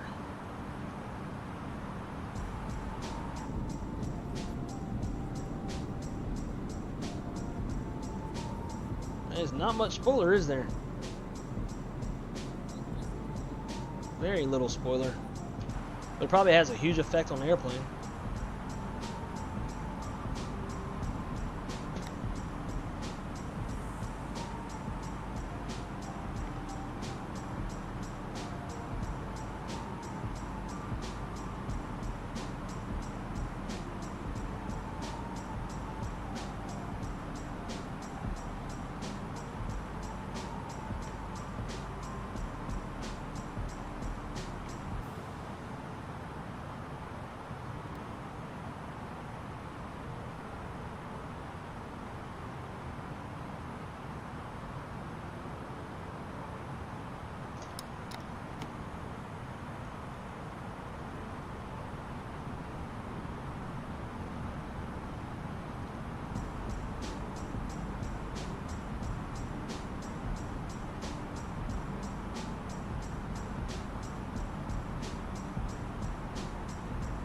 If you can't do VNAV, I'm not sure I'd trust. Exactly, yeah, and that's a good point, J-Foot. Very good point. I think it's just going to base it off of whatever current power settings that the engines are at, like while we're en route and stuff. So if we're currently sitting at, like, 80% thrust, it's going to base all of its fuel calculations off of that.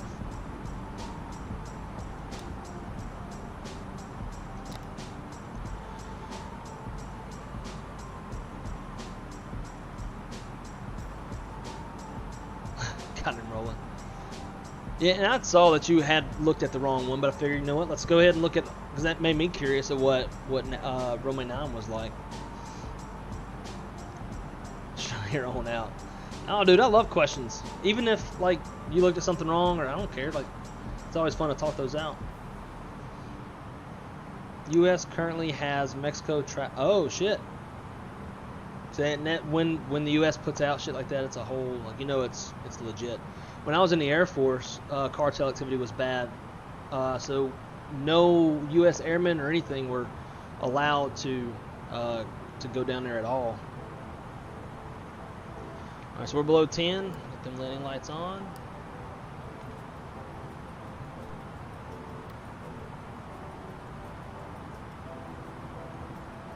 Temperature's nice and warm outside. Even at this altitude, it's 21 degrees. It's a little warm.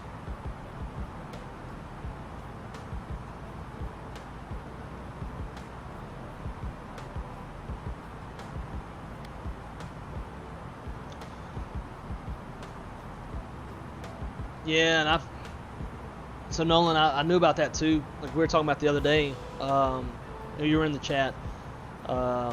We just got an advisory from our station manager down in Guayaquil, and so like the chief pilots were having to figure out how they're going to handle our flights going down there. Our flights land pretty late at night.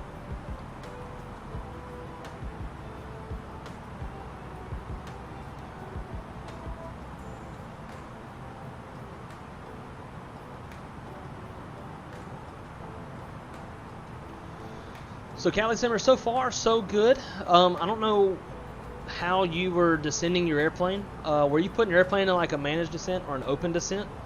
But when it comes to airplanes that don't have VNAV, I always use vertical speed. That way I'm in control of telling the airplane how fast to descend.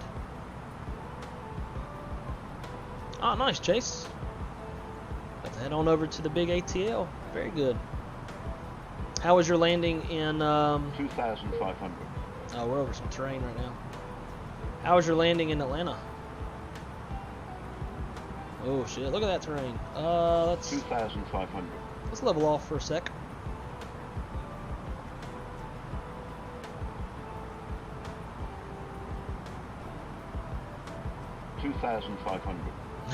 That radial altimeter is going to keep doing that because it's measuring the distance from the plane to the ground, right? So every time we fly over some terrain like that, it's gonna fluctuate. You can see it right here. It's fluctuating as we go over this terrain.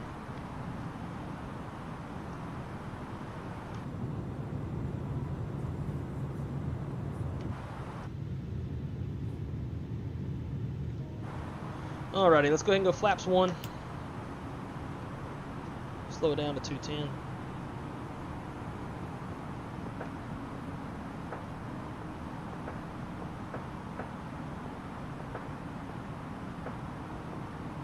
Hopefully this thing's capable of shooting RNAV approaches.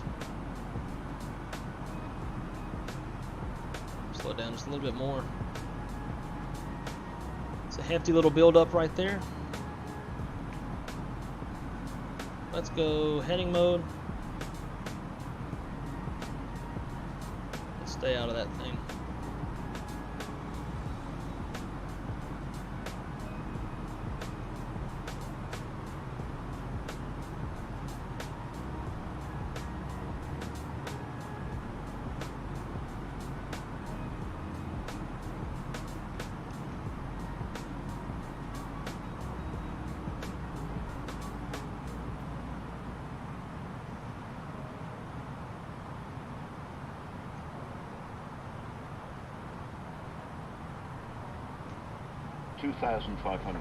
Punta Cana traffic, Delta 770, 15 mile final, or not final, but we're 15 miles to the west and getting established on the RNAV runway 8, Punta Cana.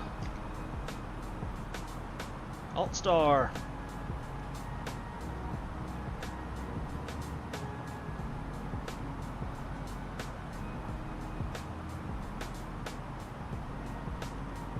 Alright, so let's see what this airplane does. Go direct to Davna.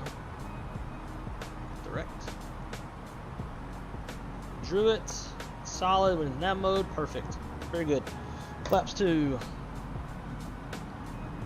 On the approach. Oh, fuck. I don't think this thing can do an RNF. It's supposed to at least give us like final approach course and glide slope, all that shit, but it ain't doing nada. So we might be visual on this thing. Perf, activate and confirm. VAPS 139.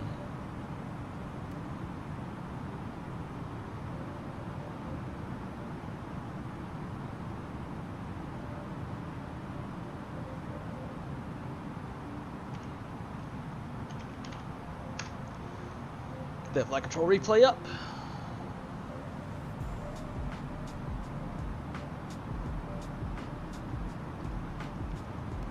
Fucking annoying.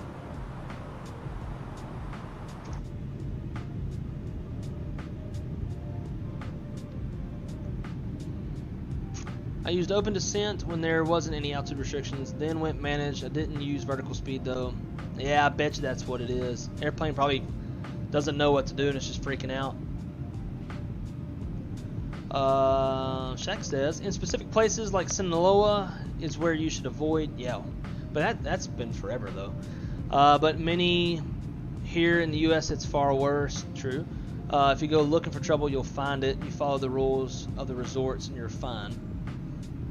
I agree. In fact, a lot of countries have travel advisories for coming to the United States.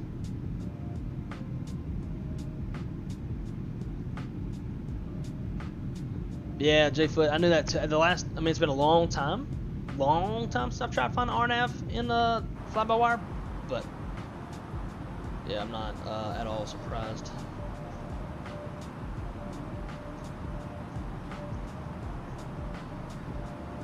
I guess we're gonna have to hand flight. Rear kick should be 1700, so let's do that. That'll get us set up.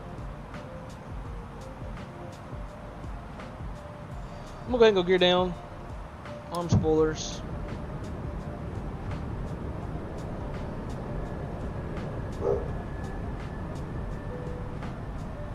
Flaps 3. Record. Flaps full.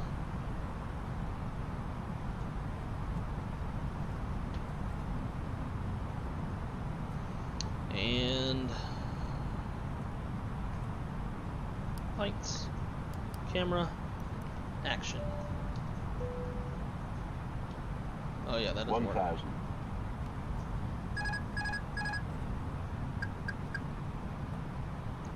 Quick look on traffic. Delta 770 is on a 10-mile final, runway 8. On engines. So we're obviously low.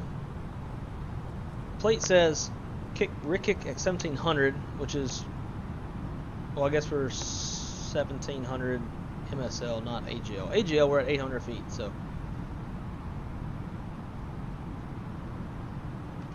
it's okay. We'll fly dirty and low and slow. Real life, you would definitely want to discontinue the approach.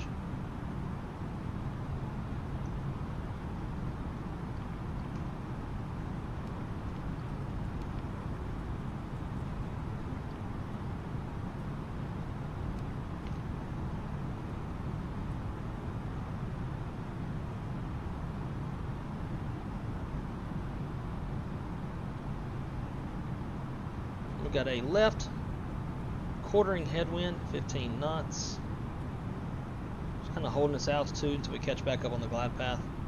You never want to do this in real life. You never want to be flying wings level, pitch level while you're fully configured to land. It's just not a good idea. In real life, you'd break this approach, go around, come back and do it again. MSL versus AGL tricked me on the rear kick. Alright, so there's the glide path. So we are on glide path now.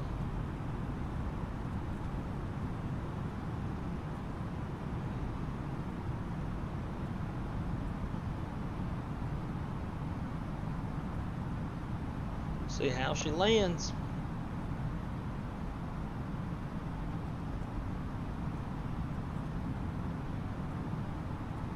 So the video that we watched landing in Punta Cana, this was the runway that we landed on.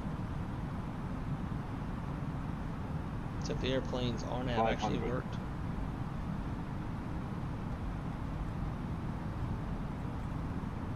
$400.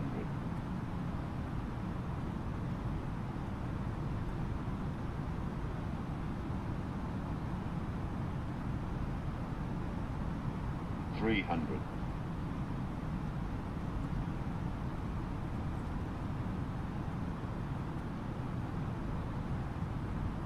Just a little bobbing and weaving left and right. 200. Alright, I'm not going to go shallow because I know being higher up in this airplane is going to trick my vision, so I'm going to aim for the 100. touchdown zone because I know I'm going to strike a little low. 50, 40, 30, 20. Retard. Let's go. 10, 5. 5, Yeah, bitch, give me that 5 as I float all the way down the runway.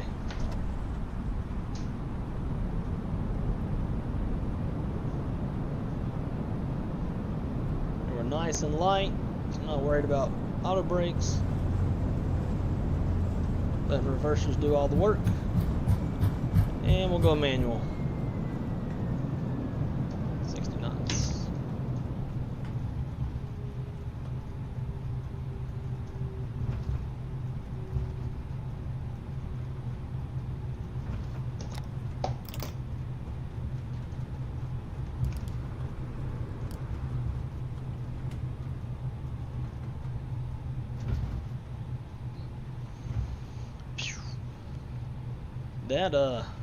That was a little bit stressful just being that we were that low.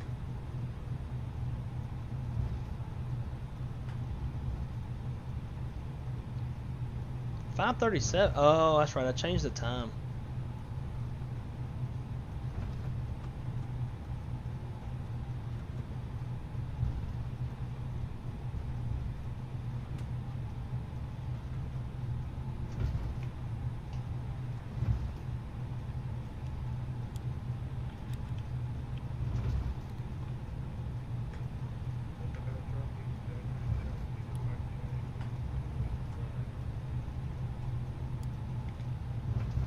Put it on traffic. Delta 770 is clear of runway 8. We'll hold short runway 9. One con.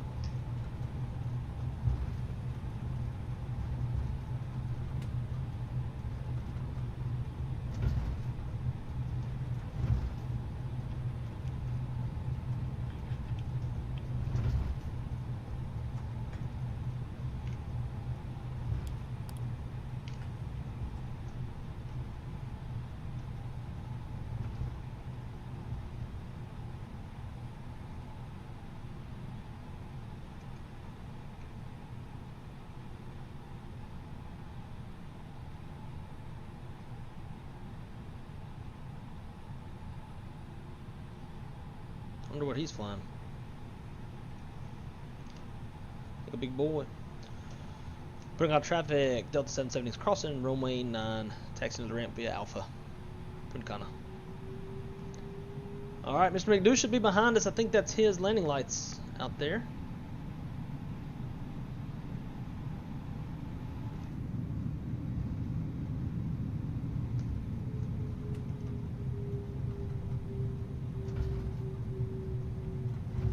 Pretty nice sounds on this thing.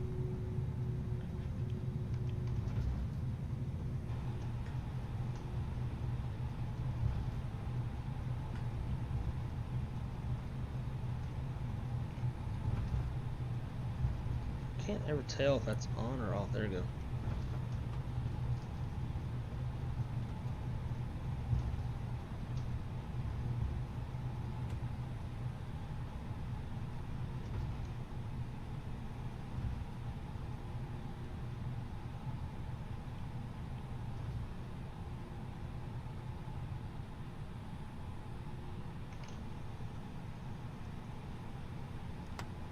Alright, let's go check out. That's a good looking airplane. I just don't like how it sits so like a brand new pickup truck from the factory. It's in all butt high.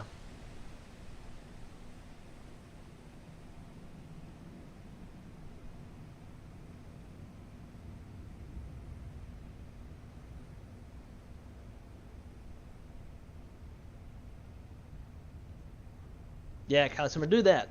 That'll probably help you out as well. Can 330 get a 6 out of 10? Oh.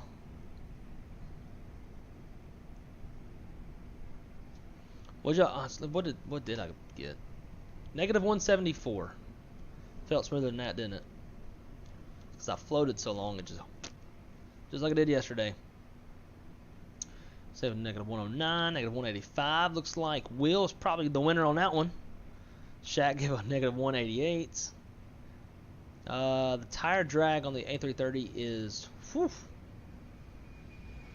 Bet that was a nice. It looked nice. I think it looked a bit more. I bet it looked a bit more smooth than it really was.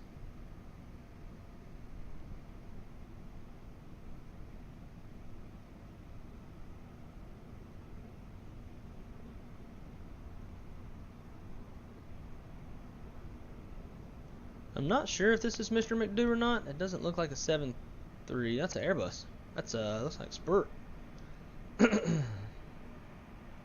He was flying with us. I haven't seen him in a chat in a minute, so I don't know if Mr. McDo's still with us or not.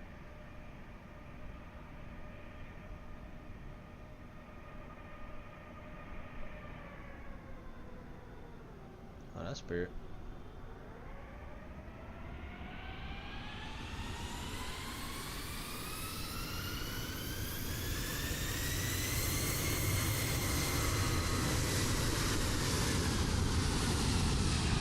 That must be live traffic.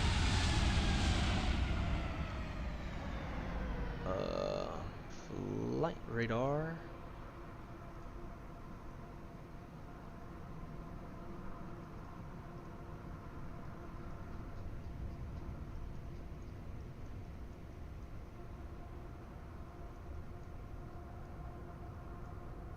Yep, that was a live traffic. That's Spirit Wings 1090 from Orlando to Punta Cana.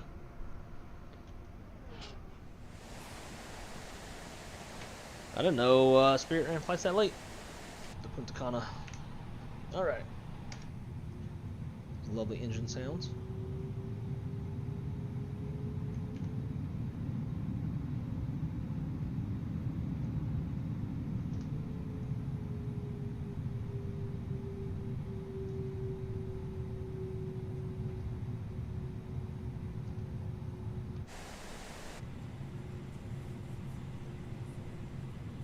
There's no spoiler-ons. I find that really weird. I don't know if that's true. The real airplane, I would doubt it, but I've been wrong many times in my life.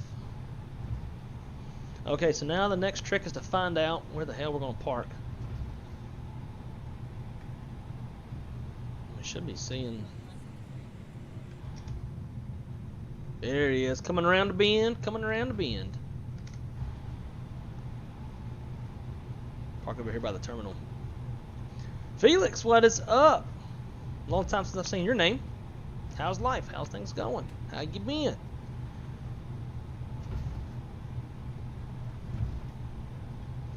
Got somebody else right there. Looks like Latam. JetBlue up here. So whenever I've come to Punta Cana, this is where I typically park is out in this direction here. This is number 6. Let's try that one out. Nope, none of those. Parking be 6 north. Yep, that would be it.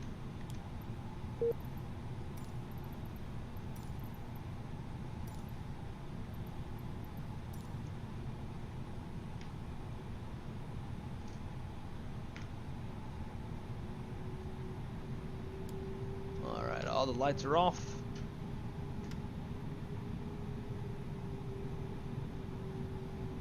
Splitting them trottles. But I love Punta Cana Airport because it's like it's open. It's almost like tiki huts. Pretty cool.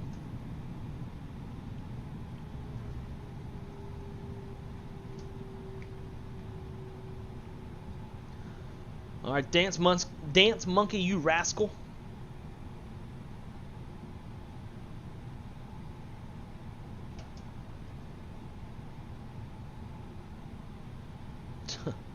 shit a brick.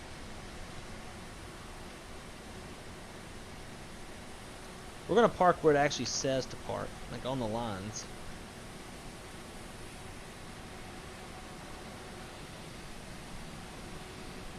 There we go. Parking brake set. APU's on. We'll get the bleed on. And we'll shut down 2. Shut down 1.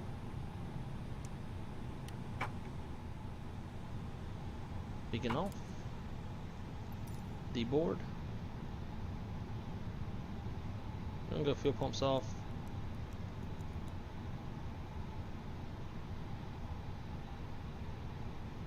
Cool.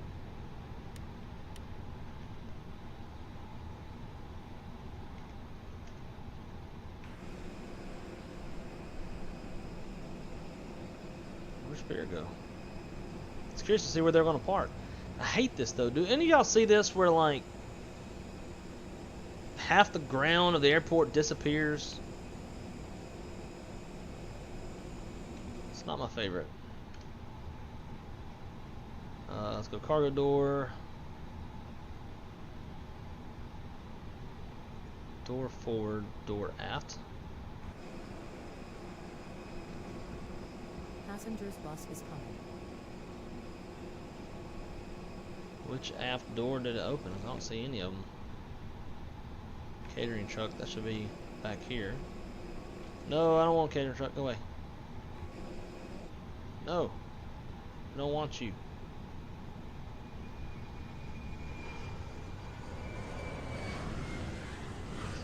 It says the aft door, but it's opening that door.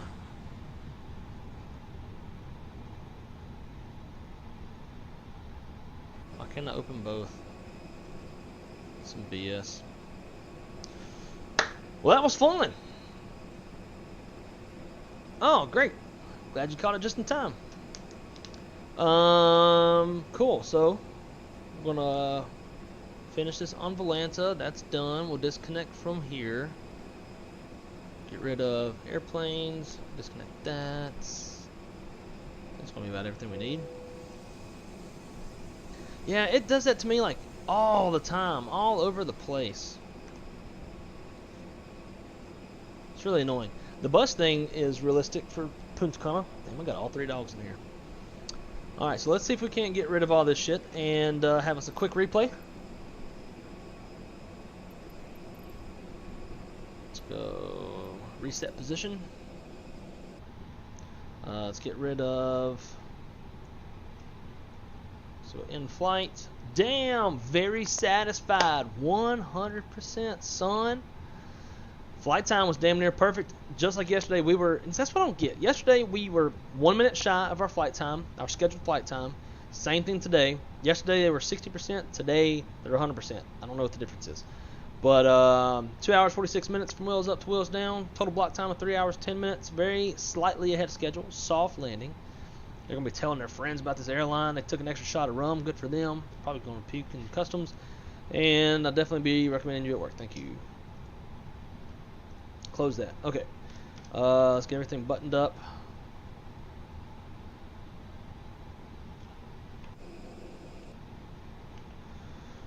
I'm just get everything set to normal. Beacon, bomb, bomb, bomb.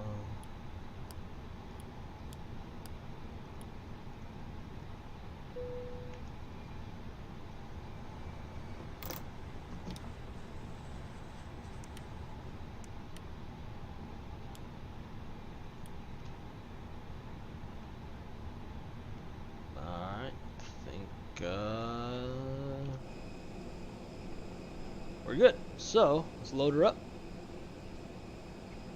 PUJ open. Play. Everything gets stabilized.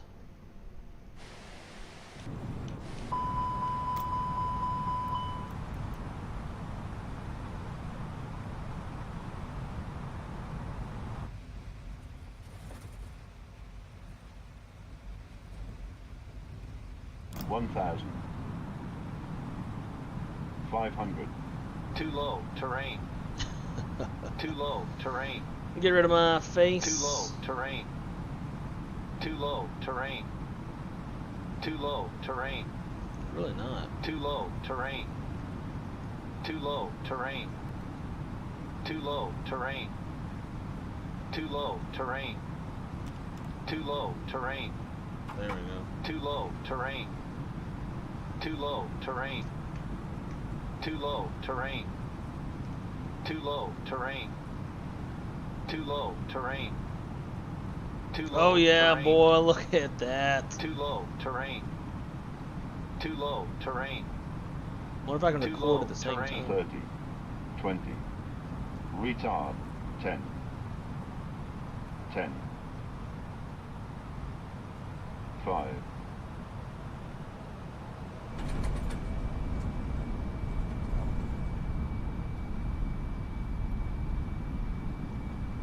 You'll give me another recording of that one. Let's see what looks. Can't zoom in, okay. That's weird.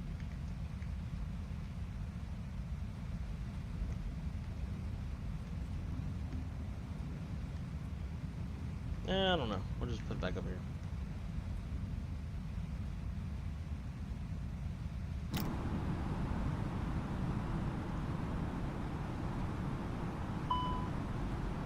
Too low, terrain.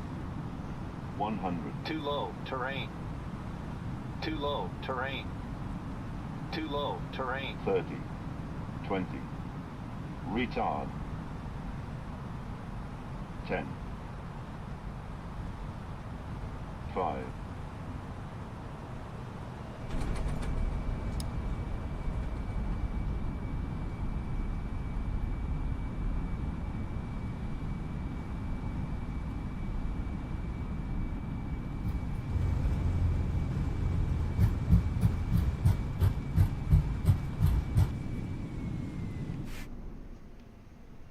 Nice. Alright, so let's move up here. We'll get our usual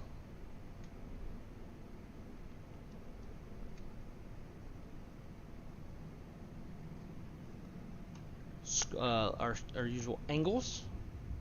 Oh wait. There we go.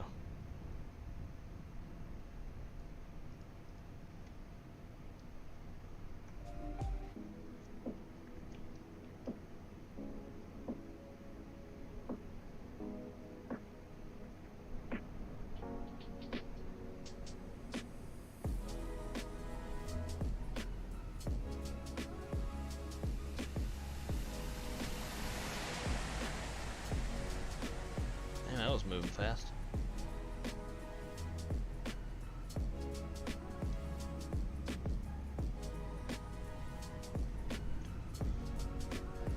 And let's try that one more time where it's not so damn. Shit, cameraman.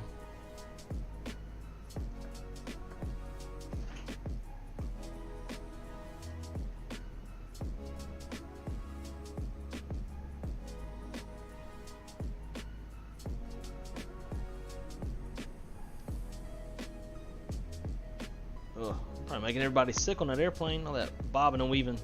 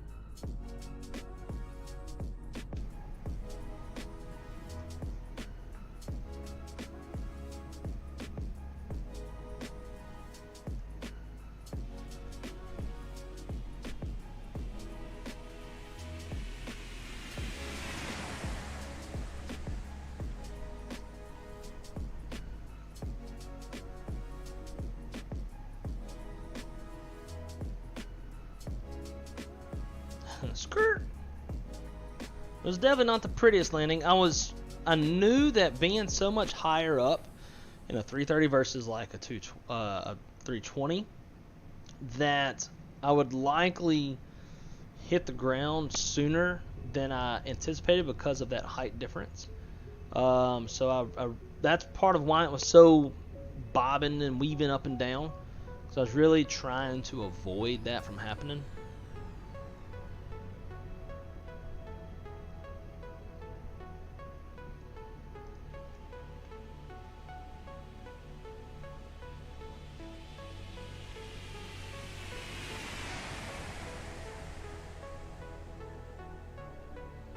Oh, that looked badass.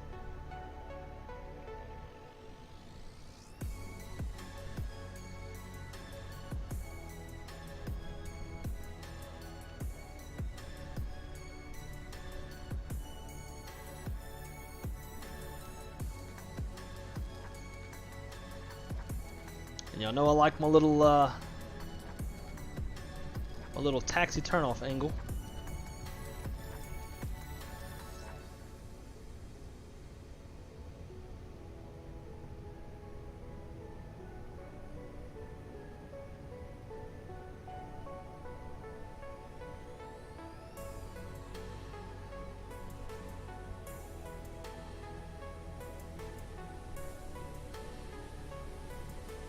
Damn, sun reflecting off the airplane.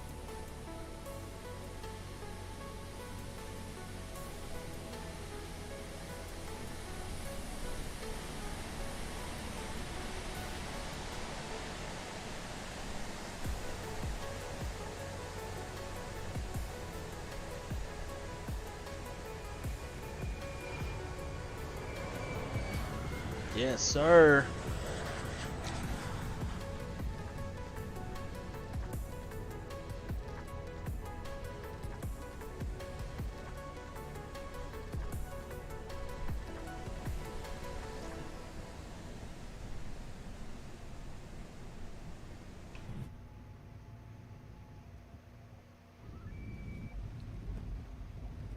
Let's see how this thing looks from the wing.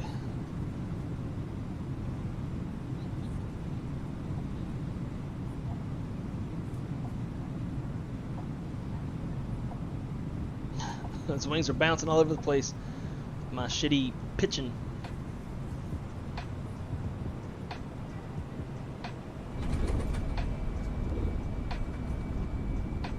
Look at that though. Look how the ailerons come up and act as speed brakes.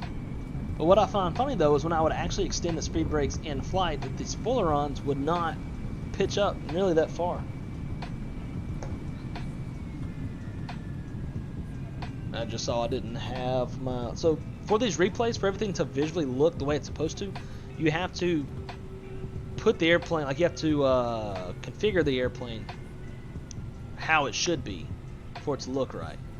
And I just looked down and I had flaps in 3, so that's why you didn't... Whoops, that's not what I wanted.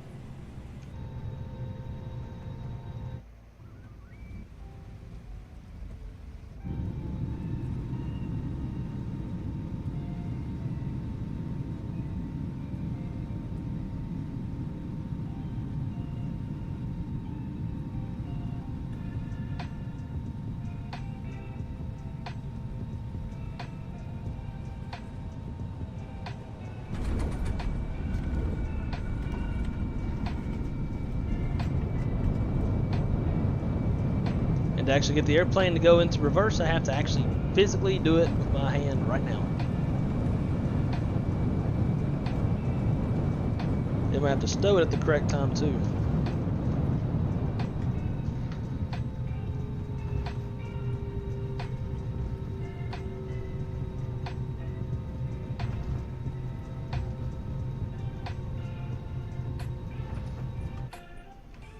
Came in the wrong button.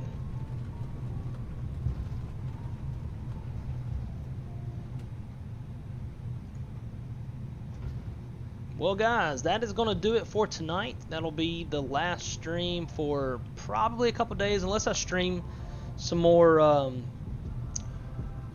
wrong side red eye type stuff when I get home from work around 1 a.m. Eastern time. I can do some then, but that's probably, I know a lot of y'all are sleeping during a lot of that. But let's see.